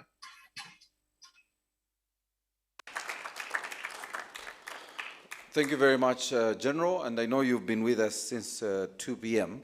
If you can, please do stay with us in case we want to come back to you, but do also let us know when it's not possible, so we are able to get back to you much later. I want to invite Andrew. Andrew has also another engagement, but I want to invite Andrew before I go to Stuart, so I want the online team to line up Stuart, but before that I want to invite Andrew. As you had said, you wanted to have a rebuttal of the presentation, and you've had a chance to also listen to General David. Unfortunately, you will miss the other General, Jim, when he also makes his contribution to this presentation. Thank you very much, Maurice. Again, our chief guest, all our speakers, all protocol observed. First, I don't have a rebuttal for anyone. Since we are speaking about the evolving global security order and its implications for Africa, I just wanted to give my personal reflections on what I think the global security situation is going to look like. So for me to go into that, I want to begin with the preliminary remarks on what I would call international relations 101. If you went to study a class of international relations, the first thing you learn. One, the international system is characterized largely by the main actors in the international system are states. Of course, there are organizations, NGOs, and terrorist organizations, but you can say the main actors in international relations are largely states. And the biggest motive of states, the biggest aim of every state is to survive, because any state that cannot survive cannot perform any of its functions. The problem is that in the international system, there is no higher authority above states. If I punched my grandson Arthur here, he can report me to the police for assault and I will be arrested. But if America bombed you, there is no international police you can call to come to your rescue. The United Nations doesn't have an army. So because of this fear, because of this situation, states actually in the international system live in fear. And because of that fear, they tend to develop particular military capabilities as an insurance in case you live next to a neighbor with aggressive designs and intentions against you. The other dilemma that faces states in the international system is that it is difficult to know the intentions of your neighbors and the neighbors around you. It is easy for you to know the capabilities, but difficult to discern intentions. In any case, even if you are able to discern the intentions of your neighbor today, you are not sure that tomorrow those intentions will remain the same. Just imagine any one of you here. Let me pick this young man. I am sure you are worth maybe $500,000. Assuming I gave you $20 million today, that changes your capabilities and it may also change your attitude. So states are always in that constant situation. They can see capabilities, they cannot discern intentions, and even if they discern intentions today, they are not sure what the intentions of their neighbors can be tomorrow. So this, we call it a system of anarchy, and anarchy in international relations does not mean chaos, it means lack of hierarchy. Now, on that basis, let me come to the most immediate global security in the political sphere. Of course, we have discussed environmental security or climate security. We can discuss economic security and food security and other forms of security. I want to discuss political security. The current political problem facing the world and can lead to nuclear annihilation is the Russian invasion of Ukraine. Given the principles I have stated of international relations, just imagine yourself Russia, a very big power armed with nuclear weapons. The last thing you want is a hostile military association or organization called NATO next to your doorstep. Remember in 1962, the Russians planted nuclear missiles in Cuba, and President Kennedy said, put a naval blockade around Cuba and said, we'll bomb this island out of existence unless Russia remove those nuclear weapons. So he sent his brother Robert Kennedy at night, met Anatoly Dubček, the former Russian ambassador, Soviet ambassador to Washington, and they negotiated a deal where Russia agreed to withdraw the missiles from Cuba, and America in return would remove the missiles from Turkey. So global powers cannot allow another big power to come and lodge military forces on their doorstep. So what we are seeing today, the Russian invasion of Ukraine, and this is what I think motivated it, I think the Americans have two plans. The Americans know they cannot invade Russia directly because it has nuclear weapons. It will annihilate America, and America will annihilate Russia in what they call MAD, mutual assured destruction. So since they're capable of destroying each other, there is a British geographer called Harford, you should write his name and go and search him, Harford John Mackinder. In 1904, he wrote a paper where he was arguing that geography determines world power. He said that whoever rules Eastern Europe, especially Russian Europe, will control the heartland, and whoever rules the heartland will control the world's island, meaning Eurasia. Europe and Asia are one continent, are really one landmass. And whoever rules the world island will control the world. So British foreign policy in the 19th and 20th century was precisely to contain Russia, to build a system of alliances to cripple the ability of Russia to utilize its strategic geographic location to become a world hegemon. After the Second World War, it became American policy to contain the Soviet Union because of that specific geographic location.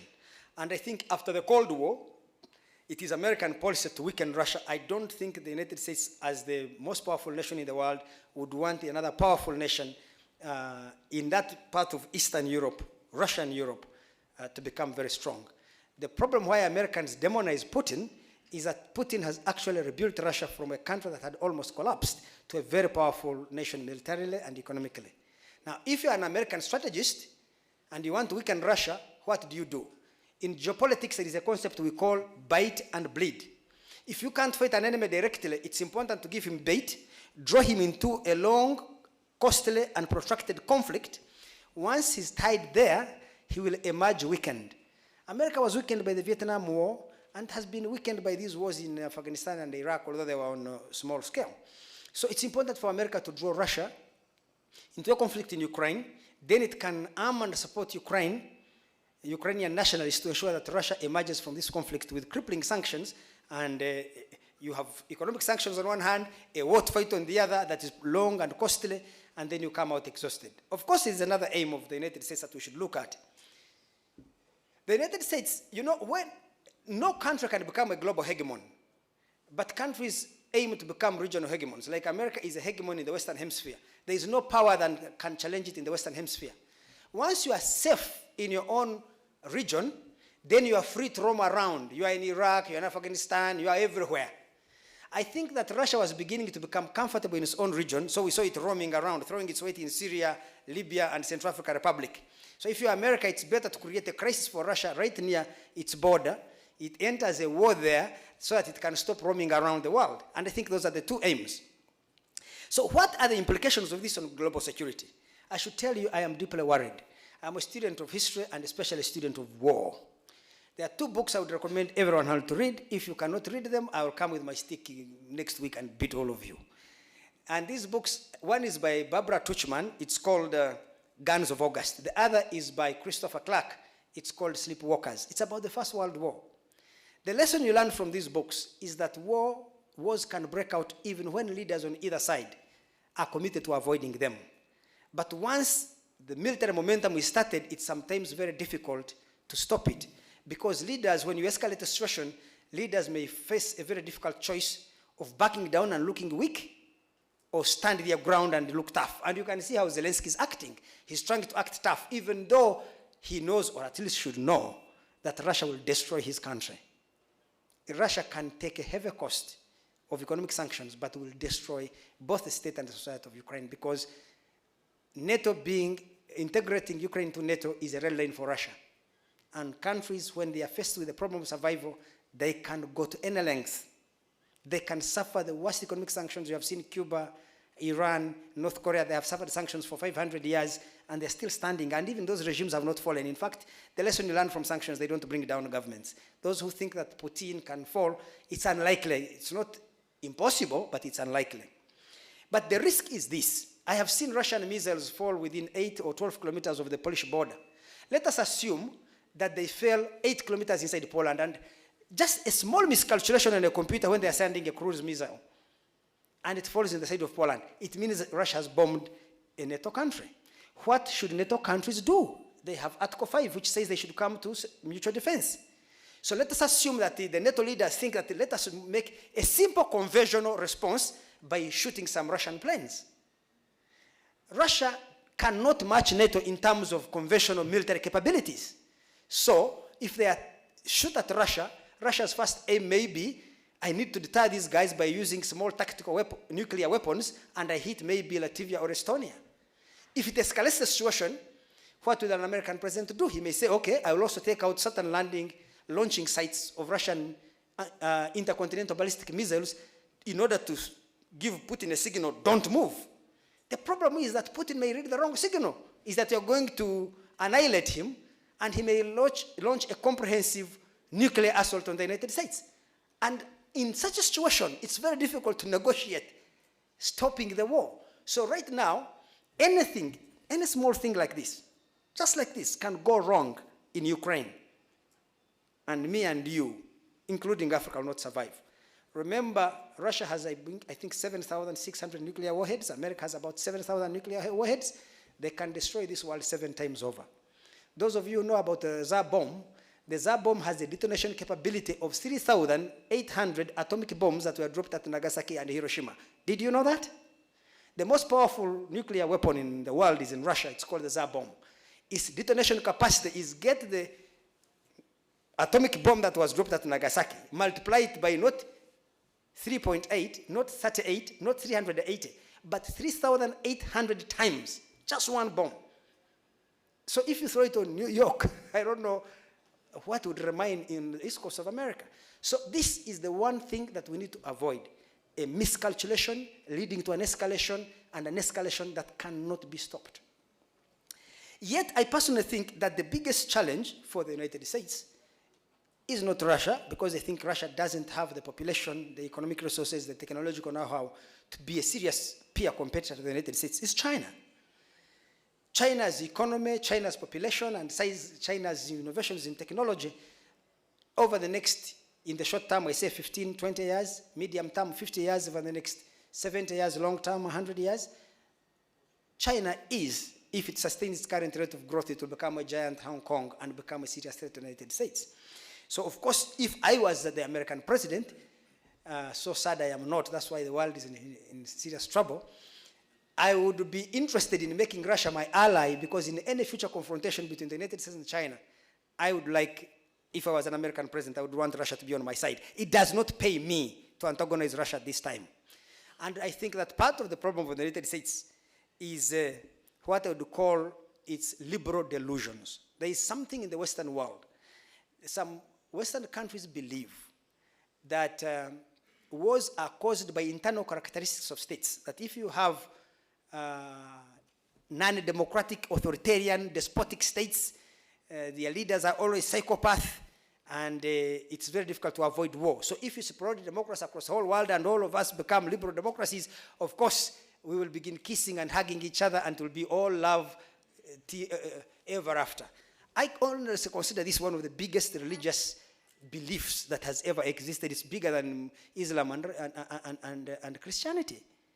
First of all, you cannot expect every country in the world to become a liberal democracy because we have different cultures, different histories, different politics, different so many things. So to ask all of us to be liberal democracies is an impossibility. That is one. The second thing is that if you look at the elements I started with, and I think these are the bedrock of international security, it's important for countries to recognize each other's interests. I may not like you, but if I can understand what your interests are and listen to them, and you also listen to my interests, we can easily negotiate an understanding.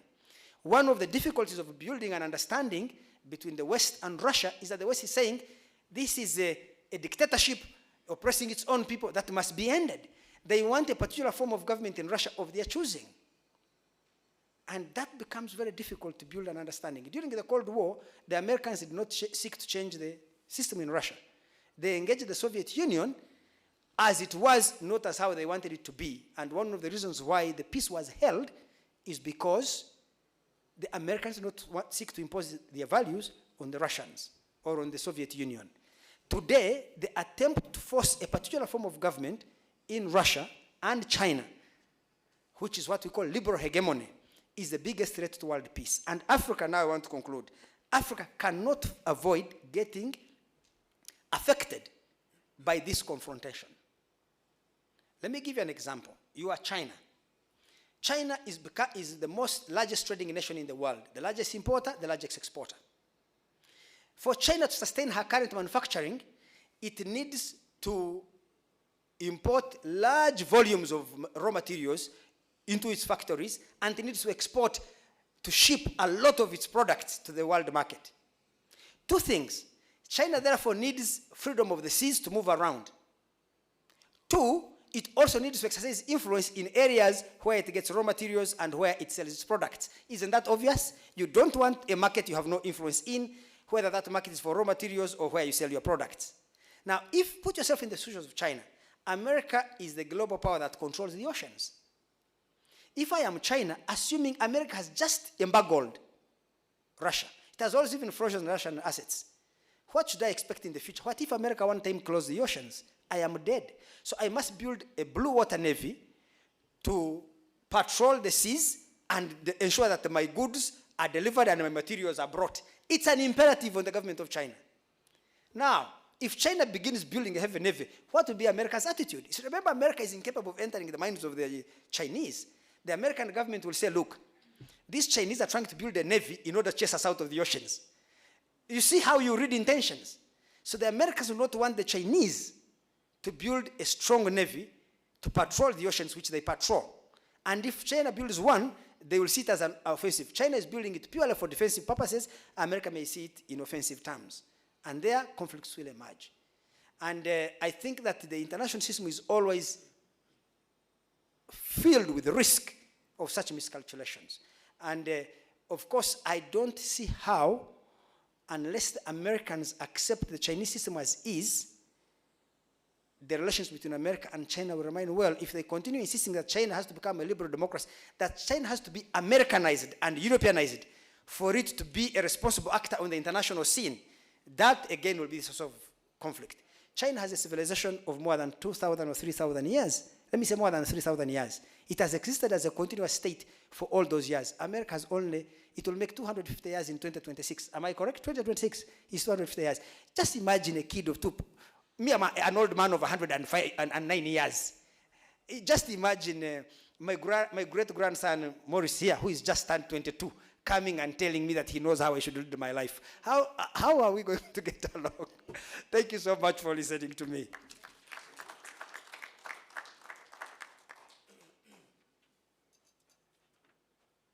Thank you very much, Andrew. And if you want to probably stay here until the cows come home, is engage Andrew in geopolitics and international politics. And I'm glad you cut yourself short. I had written a note, 1 minute left, and I'm glad I didn't have to come to the front.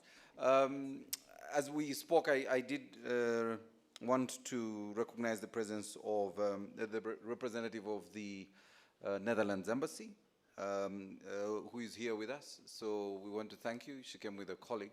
They are representing the ambassador from Netherlands. I want to now turn to Stuart Worsley, the country's director, Green Economy Coalition. As we spoke, and I think Dr. Shivo spoke to the issues of climate change and the threats the world will be facing if we don't deal with climate change. And he will take us through the transition to a green economy and the implications for development in Africa. Stuart, if you can hear me, you want to say hello to us, Stuart? Good afternoon. Can you give me a wave if you can hear me fine? We can hear you, and I'll allow the team to let you know that we can hear you loud and clear. All right? Lovely. Go ahead, Stuart. Thank you very much.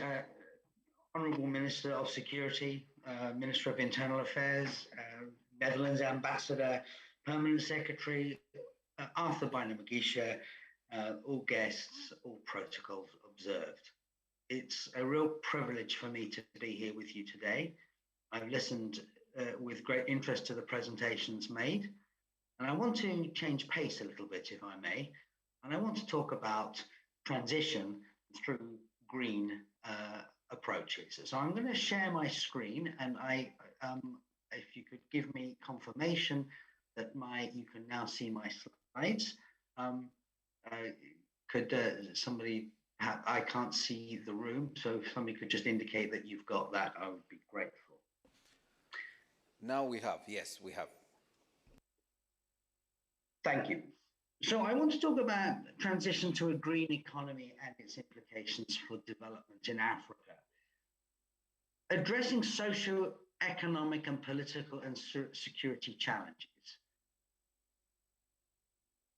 I just have to figure, yes, here we go. First of all, I want to frame the debate. I think I want to start with a quick definition of what I want to talk about when I talk about security.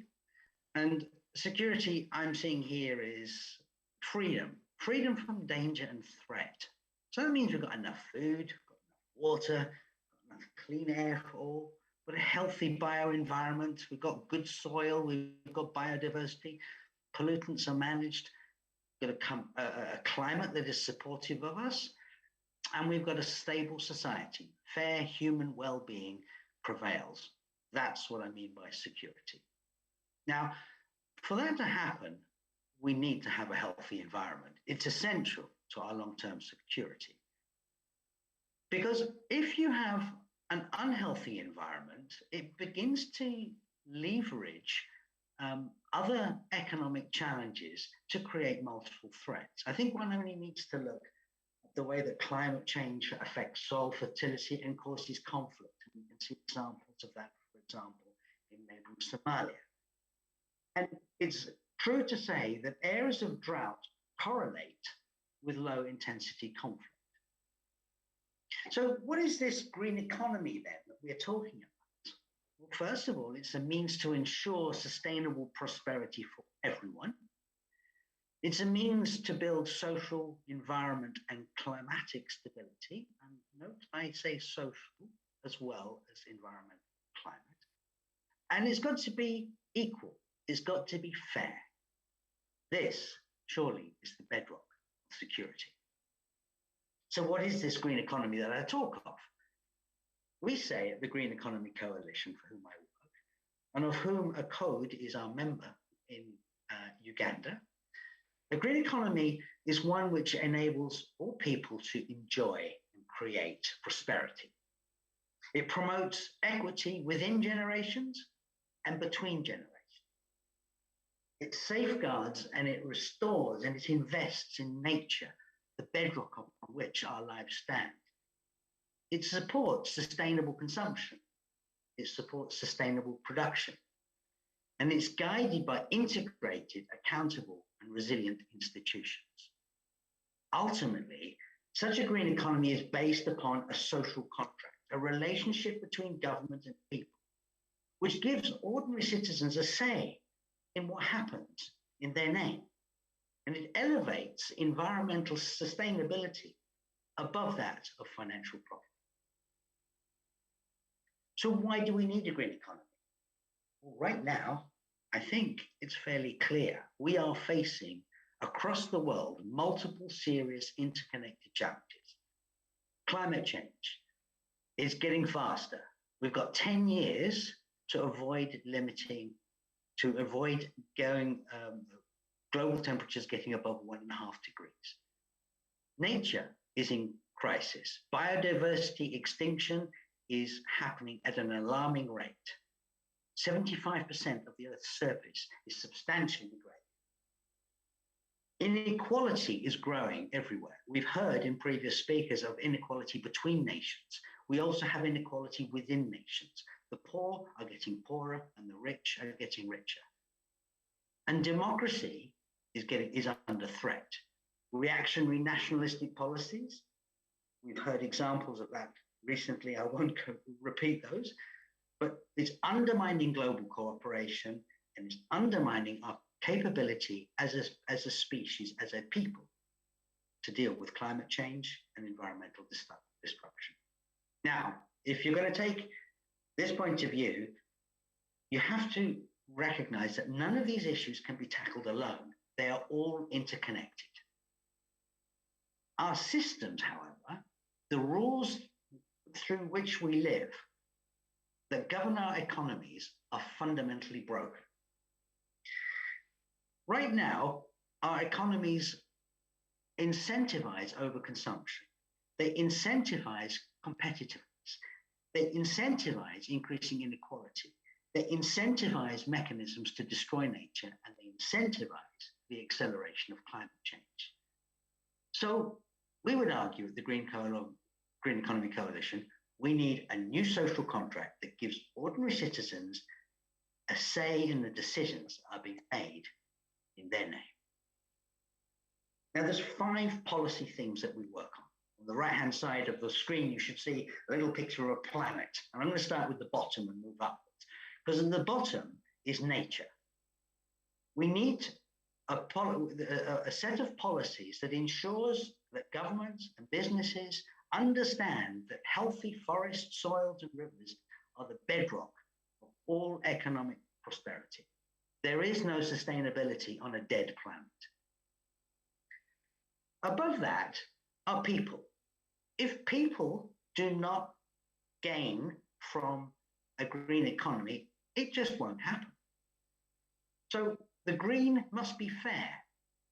We need to ensure a just transition, particularly for poor people, informal workers, and marginalized communities. Our current economic systems have left too many people too far behind, and it is creating tensions which give rise to insecurity.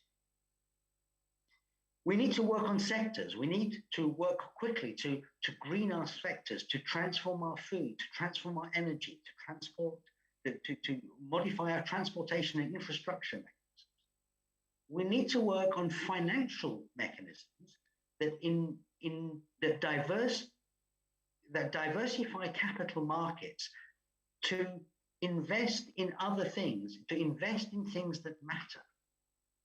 And we need to have a governance structure which rewires our institutions, rewires the metrics of performance, so that we're no longer blind to the environment. We're no longer blind to social inequality. It's no longer just about growth. It's no longer just about GDP, but it's about everything underneath: the nature, the people, the sectors, and the finance. Africa has got some particular challenges today. We've got land degradation, we've got deforestation, we've got biodiversity loss, and we've got extreme vulnerability to climate change. This is UNEP's top 4 on the lists as stated for Africa.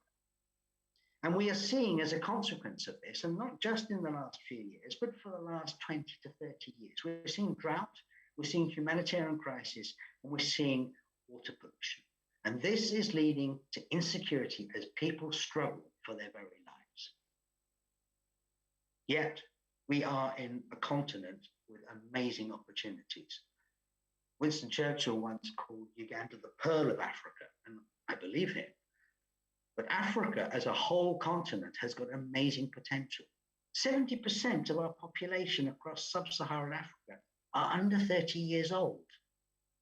We've got 30% of the world's mineral reserves. We've got chromium, we've got platinum, we've got arable land.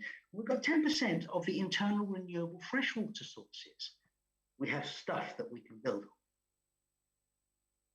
In most African countries, 30% to 50% of total wealth is based in nature. Over 70% of people in sub-Saharan Africa depend on their forests and woodlands for their livelihoods. Land is a massive asset, and a lot of this asset is being lost through illegal activities.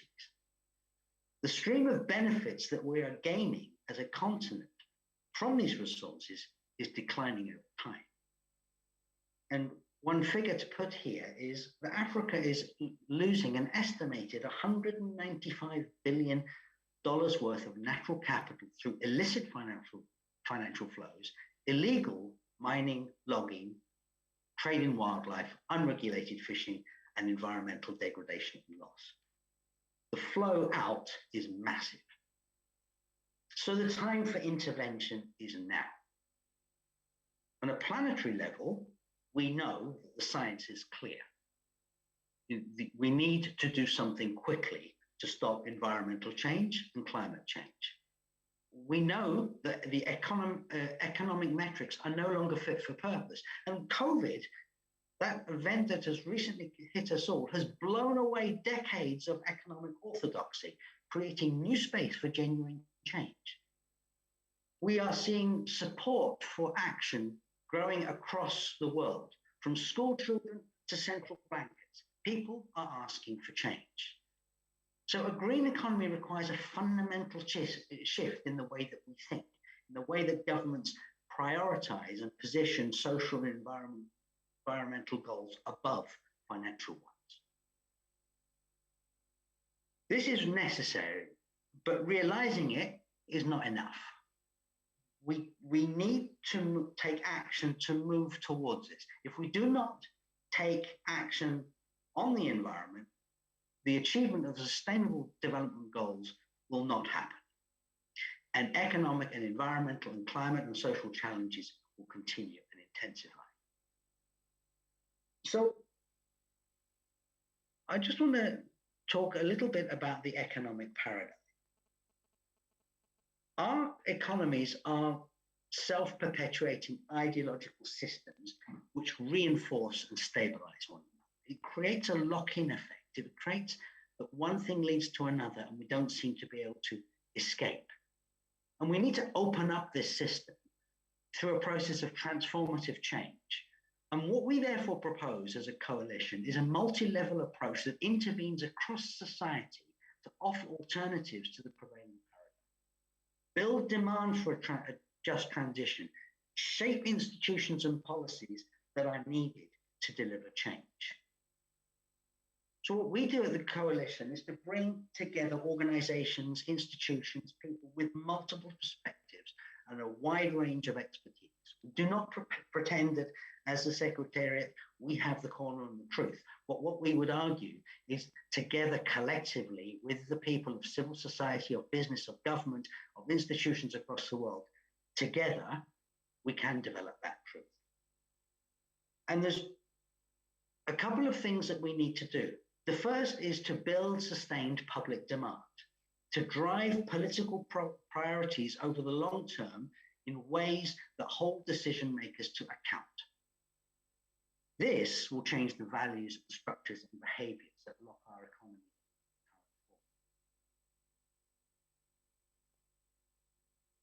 There are two fundamental objectives that we have. One relates to people, the amplification of social demand for systemic economic reform. And secondly, is the supply of policies that work. On the left-hand side here, we have indigenous knowledge and momentum. Ugandan people and Ugandan institutions and Ugandan businesses have the knowledge, they have the will, they have the momentum, they have the desire for the change in Uganda. Flip side, so we need policies that enable that to work. So what the Green Economy Coalition does is we try to bridge the people policy divide. It's a complex process. It requires adaptability, diversity, and responsiveness, and it requires a broad social demand for change. Society will either react positively to policies we make, or they won't, and they will resist them. If we impose policies and say, this is what we must do, and people don't buy into it, it won't work because people will resist. They will see it as irrelevant. They will see it as unimportant. So getting this tango, this dance between people and demand and policies that work is absolutely critical. And policies that are not informed by the realities or diversity of people's lives are therefore much less likely to be effective. So we argue for the generation of widespread public support to sustain political priorities beyond electoral cycles, creating the space and the demand for business innovation and the promotion of more sustainable lifestyles. So our theory of change is fundamentally rooted in building inclusive social demand. Talk a little about what that looks like in our work in Africa. I can only tell you what we're doing, and I hope it helps. So we have hubs around the world, and we have 3 in Africa. We also have new ones that we hope to be growing in other countries, but we have now in Uganda, Senegal, and South Africa. We're starting new ones in Nigeria, in Kenya, Tanzania, and Rwanda. In each of these places, dialogue processes that we convene are led by local partner work. In Uganda, this is led by ACODE. And they work with small enterprises, policymakers, civil society organizations, and groups to identify what matters, what is relevant. And in each case, a dialogue process leads to policy change, and new networks of citizen action have arisen. I'll give you an example. In Uganda, in the west of the country, in Western Uganda, around the Ruizi River, businesses, communities, government, civil society organizations have come together for the first time to develop a coherent collective management plan for the catchment management of the River Ruizi. With the Ministry of Environment, we're looking to see if we can use that to also inspire the development of other river catchments in Western Uganda. In Senegal, the issue is different. It's about overfishing of coastal fisheries and the declining of inland agriculture. Here, we're working with groups to work with policy to assure sustainable food supply. In South Africa, big changes are happening with the energy sector. ESCOM, the state power supply, is being broken up. And this is creating a new reality across different areas of South Africa. So again, key issue here is small enterprises, and we're looking for ways to go green and to unlock finance for new green business opportunities. So we are looking on the one side to create social demand for economic reform and take that into catalyzing systemic policy change. The two, as I've said, are absolutely critical. We see, therefore, 4 pathways to impact. Building a critical mass of demand. Telling stories that inspire, that give meaning to a much greater sense of an economy beyond GDP.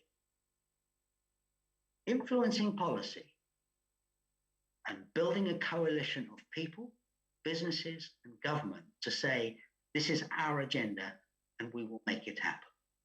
So in summary, what I would say, security in Africa is based on inclusive citizen-led dialogues that empower new social movements that call for green and fair change. The heart of the people, this is our land. We want our country to be better, and we will commit to that. 2, we want to catalyze a shift in expectations and narratives around economic purpose. Change the narrative to a more sustainable green future. 3, we want to empower governments and international organizations and financial institutions to drive systemic change. so that environmental and social improvements become central to politics, economic, business decisions. If we do that, our economies are realigned for the benefit of people and are realigned for the benefit of nature. This, I believe, is the basis of security. Just to close, I think we need to think about security issues in the acute and security issues as chronic. Today, as we talk about Ukraine, we're talking about an acute issue. Underlying that is a chronic issue. What we're looking at here at the Green Economy Coalition is building a fundamental resilience which is built on sustainability, where can I say we can be chronically well so that we don't get acute system failures arising. Thank you very much indeed for listening to me.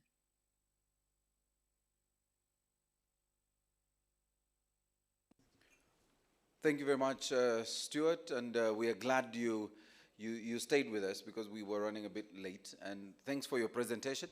And as I requested General David, I'm hoping you can stay with us in case there's a question for you, Stuart. But I'll park that and allow us, because we've spoken to issues of the environment, with climate change, issues of water security and food security, and all those compound to something Minister of Finance will speak to us, Uganda's economic security in the context of the evolving global challenges. So I want to invite my colleague, and I've just left his card here. He's here representing the PS. The last time ACODE invited him, he did a fantastic job. And I guess the PS, with the recommendation from Martha, must have decided to send Joseph back. So Joseph Enyimu is the Acting Commissioner for Economic Development Policy and Research in the Ministry of Finance. You're welcome, Joseph. You only have 10 minutes, yeah? Because I'm managing time for the plenary session. There's so many questions. I would want to hear the High Commissioner say something. Professor Kwesiga is probably burning to contribute, so please come, Joseph. I'll borrow some of your time for the others.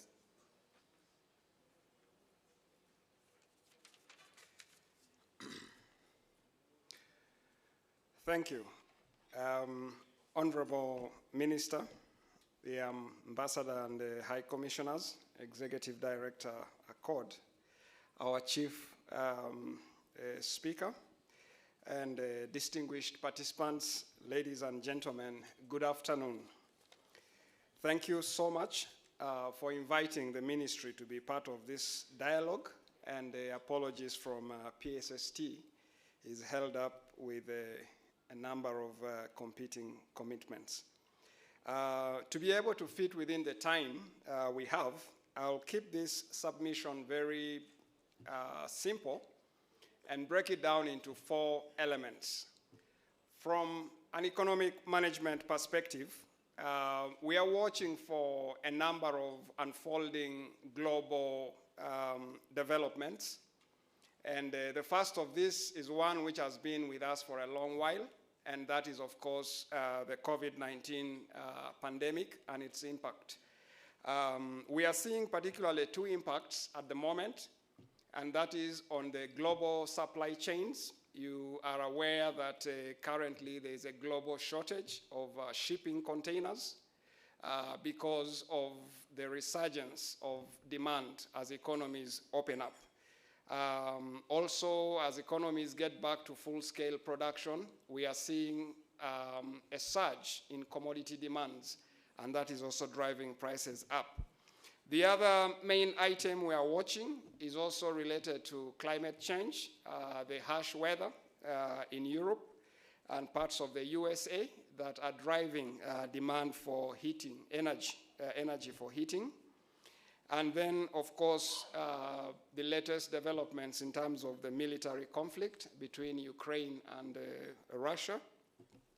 And low on the radar is, of course, migration, some of it triggered by this military conflict, but even prior to that, you know that Uganda is home to over 1.4 million refugees. But the dynamic across the continent and a globe is causing this to become a major issue to watch for. And when you put these developments together, they have a few transmission mechanisms. Key among them is global inflation. So we are seeing a number of areas being hit by imported inflation, rising prices affecting things like basic prices for soap, cooking oil in Uganda.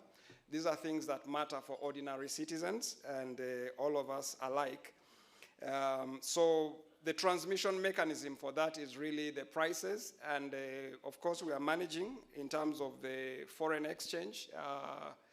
The shilling has held. It's been very stable compared to other East African currencies, and we hope that we can sustain that stability.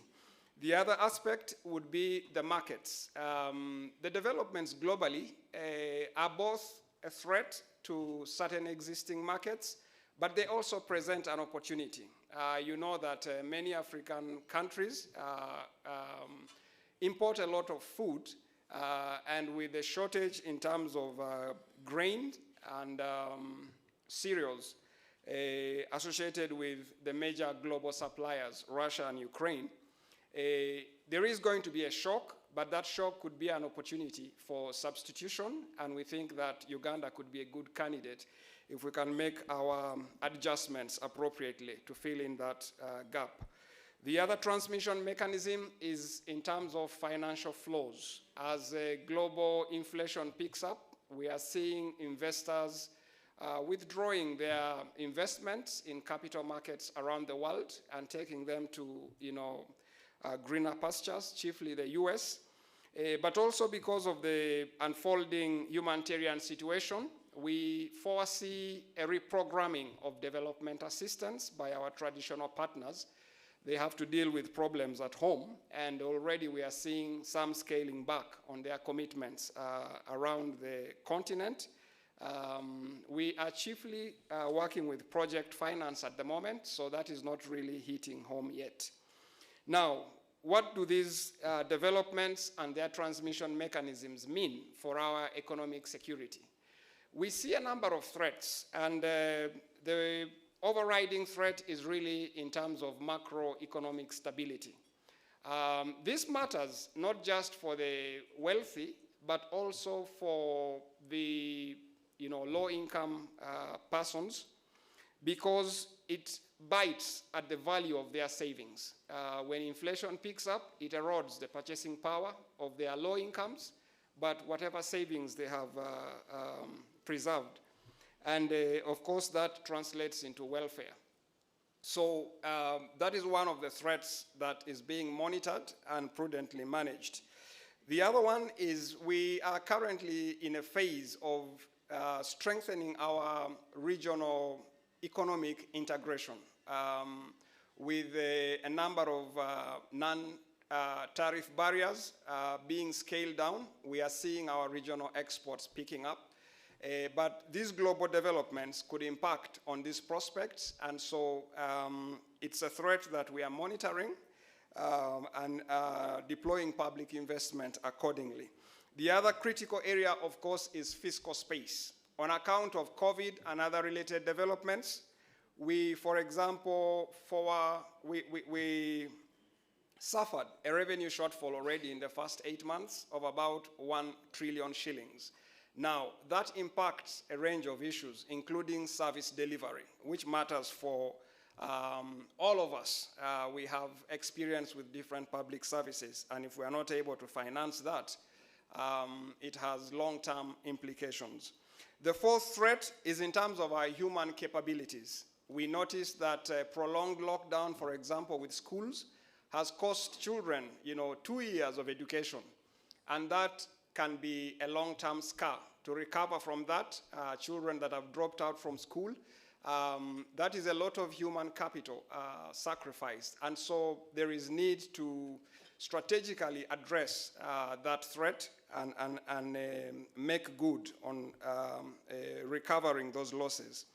And then finally, we see a threat in terms of environment and natural resource degradation. We are on record as being the country with the youngest population in the world. And we have done a good job in terms of bringing down mortality in Uganda, but fertility has not come down as fast. So our population is growing fast, and it is putting a lot of pressure on our natural resources. And so the whole idea of environmental governance, managing urban growth, is a threat that we have to keep monitoring, and we are planning accordingly. Finally, what are we doing to mitigate these threats? I'll just highlight some 5 generic points. In terms of the long term, Uganda is focused on delivering socio-economic transformation. And that is essentially moving more of our factors of production to sectors with a higher return on investment. So within the context of the current and upcoming budget, we are looking at diversifying the base of the economy. We are deploying a lot of public investment in bringing to fruition the oil and gas sector. We are also looking at developing the local supply of steel. You know, as a country is developing, construction is a very, very big area. So lowering that cost, because it will affect things like the housing deficit and also the infrastructure gap we are trying to close. And then finally, mobilizing development savings. The development needs that Uganda has, just the taxpayers are not able to finance them, not even our development partners. It is about mobilizing the savings that regular Ugandans have. And that's why there is a big push to really close down on the subsistence economy, but also scale down on the informal sector. Because if we can mobilize these savings and channel them to the investment gaps we have, our development stands a better chance. So that is one way we are addressing that. The other area we are working on mitigating, of course, is on governance and accountability. There are different approaches to this, but from the perspective of the Ministry of Finance, we are taking on the automation of government. We think that by developing very robust IT systems and being able to account and track our decisions and our resources, we can seal off a number of leakages and bring to account those that need to be. The third mitigation area is to do with the demographic dividend. I told you we already have a very young population, and we have to turn this population into a real asset for our development. So making sure that the young people are skilled and their entrepreneurial abilities are supported by diversifying opportunities for them. And to that end, we are looking at how we turn our urban centers into growth engines and not just residential places, but also we are investing heavily on the Human Capital Development Program. It accounts for nearly 25% of our budget as a country because we understand that people are our greatest resource. Finally, we are focusing on maintaining the competitiveness of our economy. And there we are sustaining our infrastructure agenda in order to bring down the cost of production. We are very grateful that when these global developments are happening, we had already front-loaded, for example, investments in energy and transport. It would have been a disaster if we had those gaps in the current situation. So we are very grateful that we had that foresight. And then finally, lowering the cost of capital. As we try to industrialize, you need to be able to deliver long-term financing. Commercial banking, cannot finance our industrialization agenda because it is based on short-term deposits. You need some low-cost, long-term deposits. And so how we mobilize our pension savings and our development finance institutions to respond to this investment agenda is something we are actively working to mitigate those risks. With those done, we think that the economic security situation of the country is within manageable bands, and together we can work to securing livelihoods and jobs and the prosperity of the country. Thank you very much for your attention. Thank you, Joseph. A round of applause, ladies and gentlemen. All right, I have a mic very quickly because I know we have 15 minutes, and Arthur was keen to say we need to get out of here by 5. Not really get out, but have coffee at 5. And so, yes, I'll come to you, the man, don't worry. I have a microphone here for the Honorable, Your Excellencies. I find it difficult to cut off ambassadors, so I'll be listening. I'll try and, over to you. Thank you. I don't think you will have to cut me short because I'll try to be as fast as possible. Let me first start by thanking the organizers of this dialogue for inviting me, for inviting the High Commission. So Dr. Arthur Bainomugisha, thank you very much.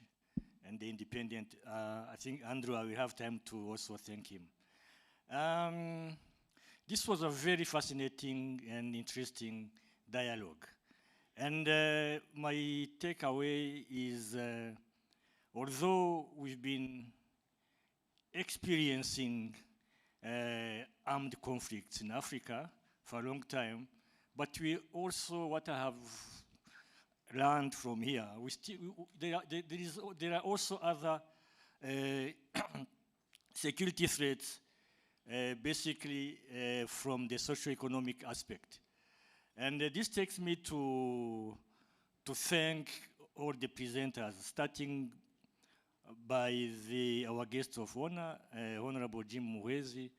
He gave us a very good perspective of traditional security understanding by giving us telling us we cannot detach colonial history to what's happening now, but at the same time showing us other socioeconomic threat to security as human rights and others. I also thank my friend Joseph Shevo, whom I've known when I was serving in Israel.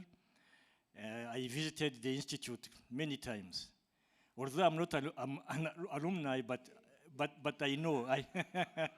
I've been there many, many times, be it in Galilee, be it in Hetzliya, and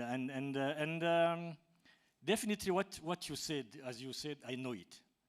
And giving us the perspective of Israel from 1948 and what they have achieved, it's yes, we can do it. I could go into details of my experience, but we don't have time.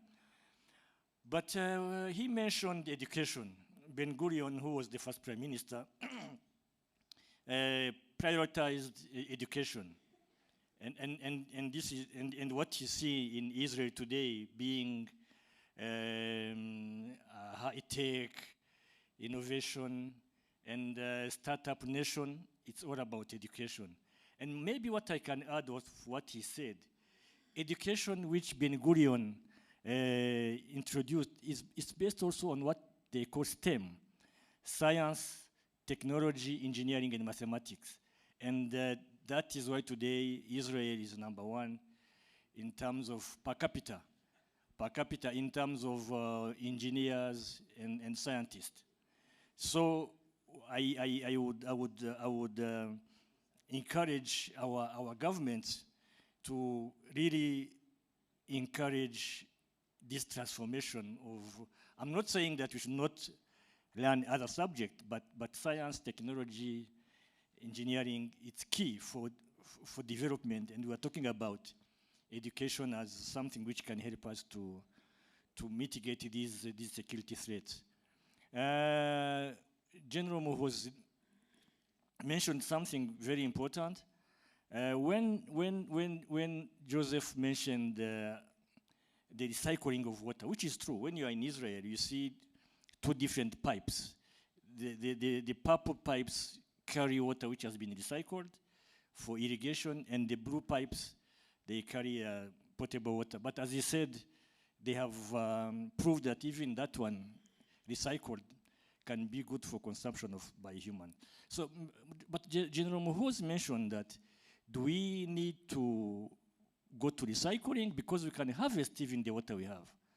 And most of the countries, my country, Tanzania, Uganda, the rains we have, if we can harvest the water we have, I'm not discouraging the recycling, but we already have a lot of water which is actually destroying our habitat and our environment. So that was a very good remark. Andrew Mwenda mentioned, he gave us a very good perspective, as usual, of international security. I'm not going to go into details. He said it, he showed us the threats. And Stuart, for me, I learned a lot about green economy, and I didn't really have enough knowledge, but he has given us a very good perspective of what is a green economy. And the colleague from the Ministry of Finance has just given us the current status of finances and situation, economic situation in Uganda, which we really appreciate. So without taking much time as I have promised. Thank you. But at the same time, may I request that after my comments, I want to go because I had a program at 5, and if you allow me, I might be leaving you. Thank you very much. You have our permission. Thank you, Your Excellency. Ambassador Mlima? Yeah. Thank you very much. I've been following the discussion with a lot of interest. A lot have been said, and I have only about 4 points. All the conflicts in the world which bring about the problem of national security, or the threats of national security, comes from geopolitics, geoeconomics, national interest, and social transformation and sustainability.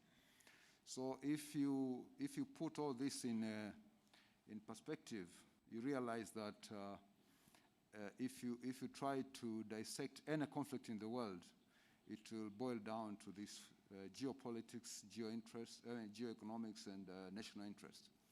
So what needs to be done in terms of social transformation and sustainability, which most of the speakers have been touched about it, and especially the president of Galileo Institute, we need to look into research and development, education, but also another speaker talked about climate change. Those are another threats, climate change and the environment. So if we're really keen to make sure that our planet Earth is safe, and the politics and everything else, we need to look into this element of geoeconomics and geopolitics so that we have a stable and peaceful world. Thank you.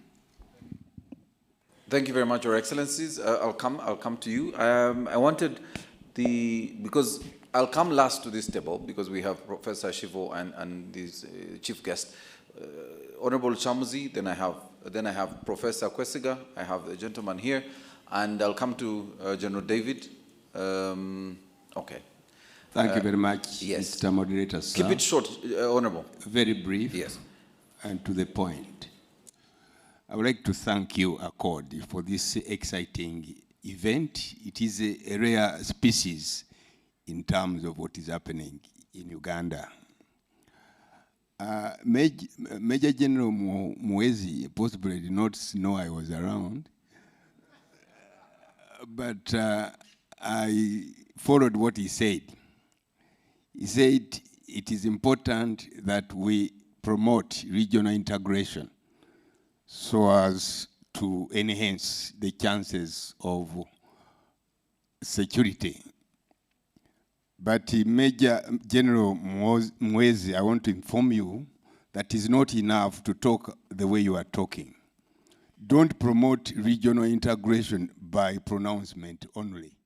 Promote regional integration through dialogue within the people, the citizens of Uganda.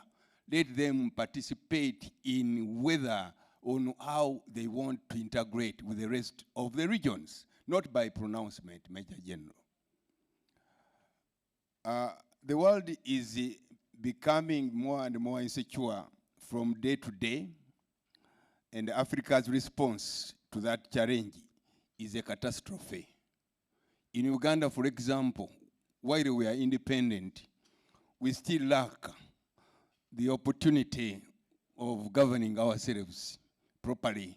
There is misrule Political parties in Uganda, for example, are treated as NGOs, non-government organizations. And yet the constitution states that we should participate actively in the affairs of the state. As we speak now, there is a total decay in constitutional governance. I'm sorry to speak the way I'm talking.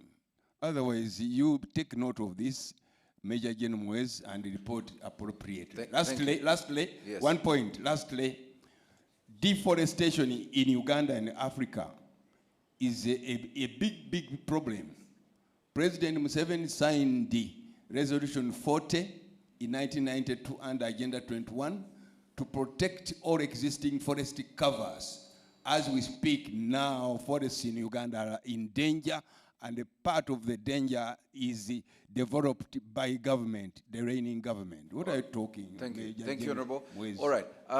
General David Mhozi, I want to come to you and the Zoom team, the technical team, if we could have General. General, there was a specific question on radical Islam and terrorism. And, you know, I won't want to go through the countries that are currently facing that, including ourselves, with the most recent attack on our country. How best can Africa deal with radical Islam and the growing threat of terrorism?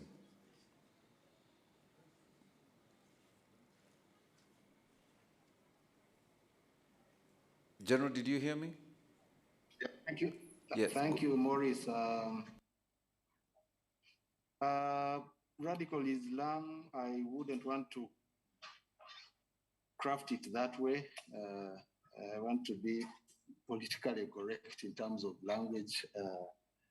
I would rather call it radicalism in general, and then by extension, terrorism. Is a global threat, yes, and it needs a global collaborative approach because by the events of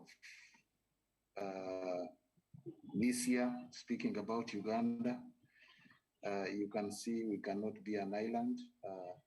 A threat that emanates from a neighbor can threaten our security, speaking about ADF in particular. But also speaking about the Al-Shabaab, which is in Somalia, but to which we have been a victim in the past, in 2010 in particular. So I think the key is collaboration in many things, including prevention, and that is sharing intelligence. And then, of course, a response to terrorism. Speaking about ADF, I think we decided on taking the word to the source of the problem.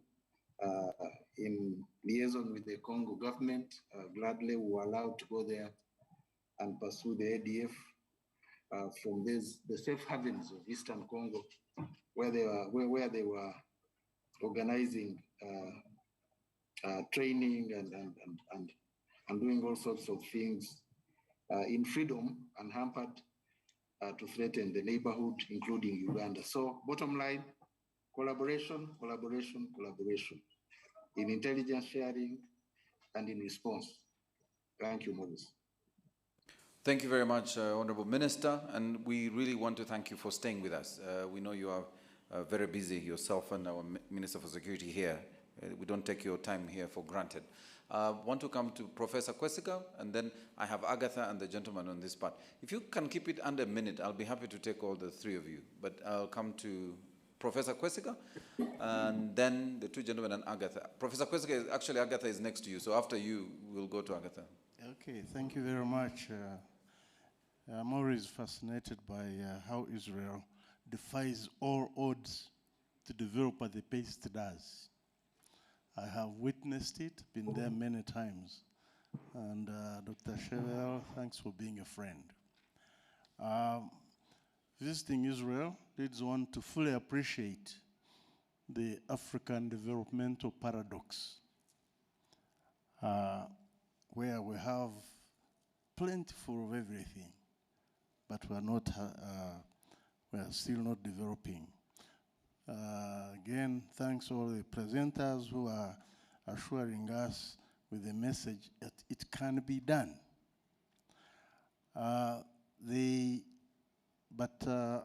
My comment of my own to complement what has been said is overdependence on foreign technology is probably one of the biggest threats to our countries. Just the pandemic showed us how unsettling our situation is. And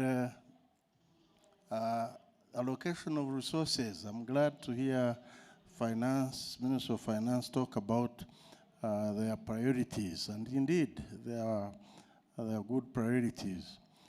But how do you emphasize such priorities, but then you take me back to MTEF? We need to reconcile that message with reality. Otherwise, I really commend all the presentations, and I ask those of you who haven't been to Israel, make an effort and go and see for yourselves. The first thing that hit me when I visited there first time was to see how Israel was busy turning a desert into farmland, and then I come back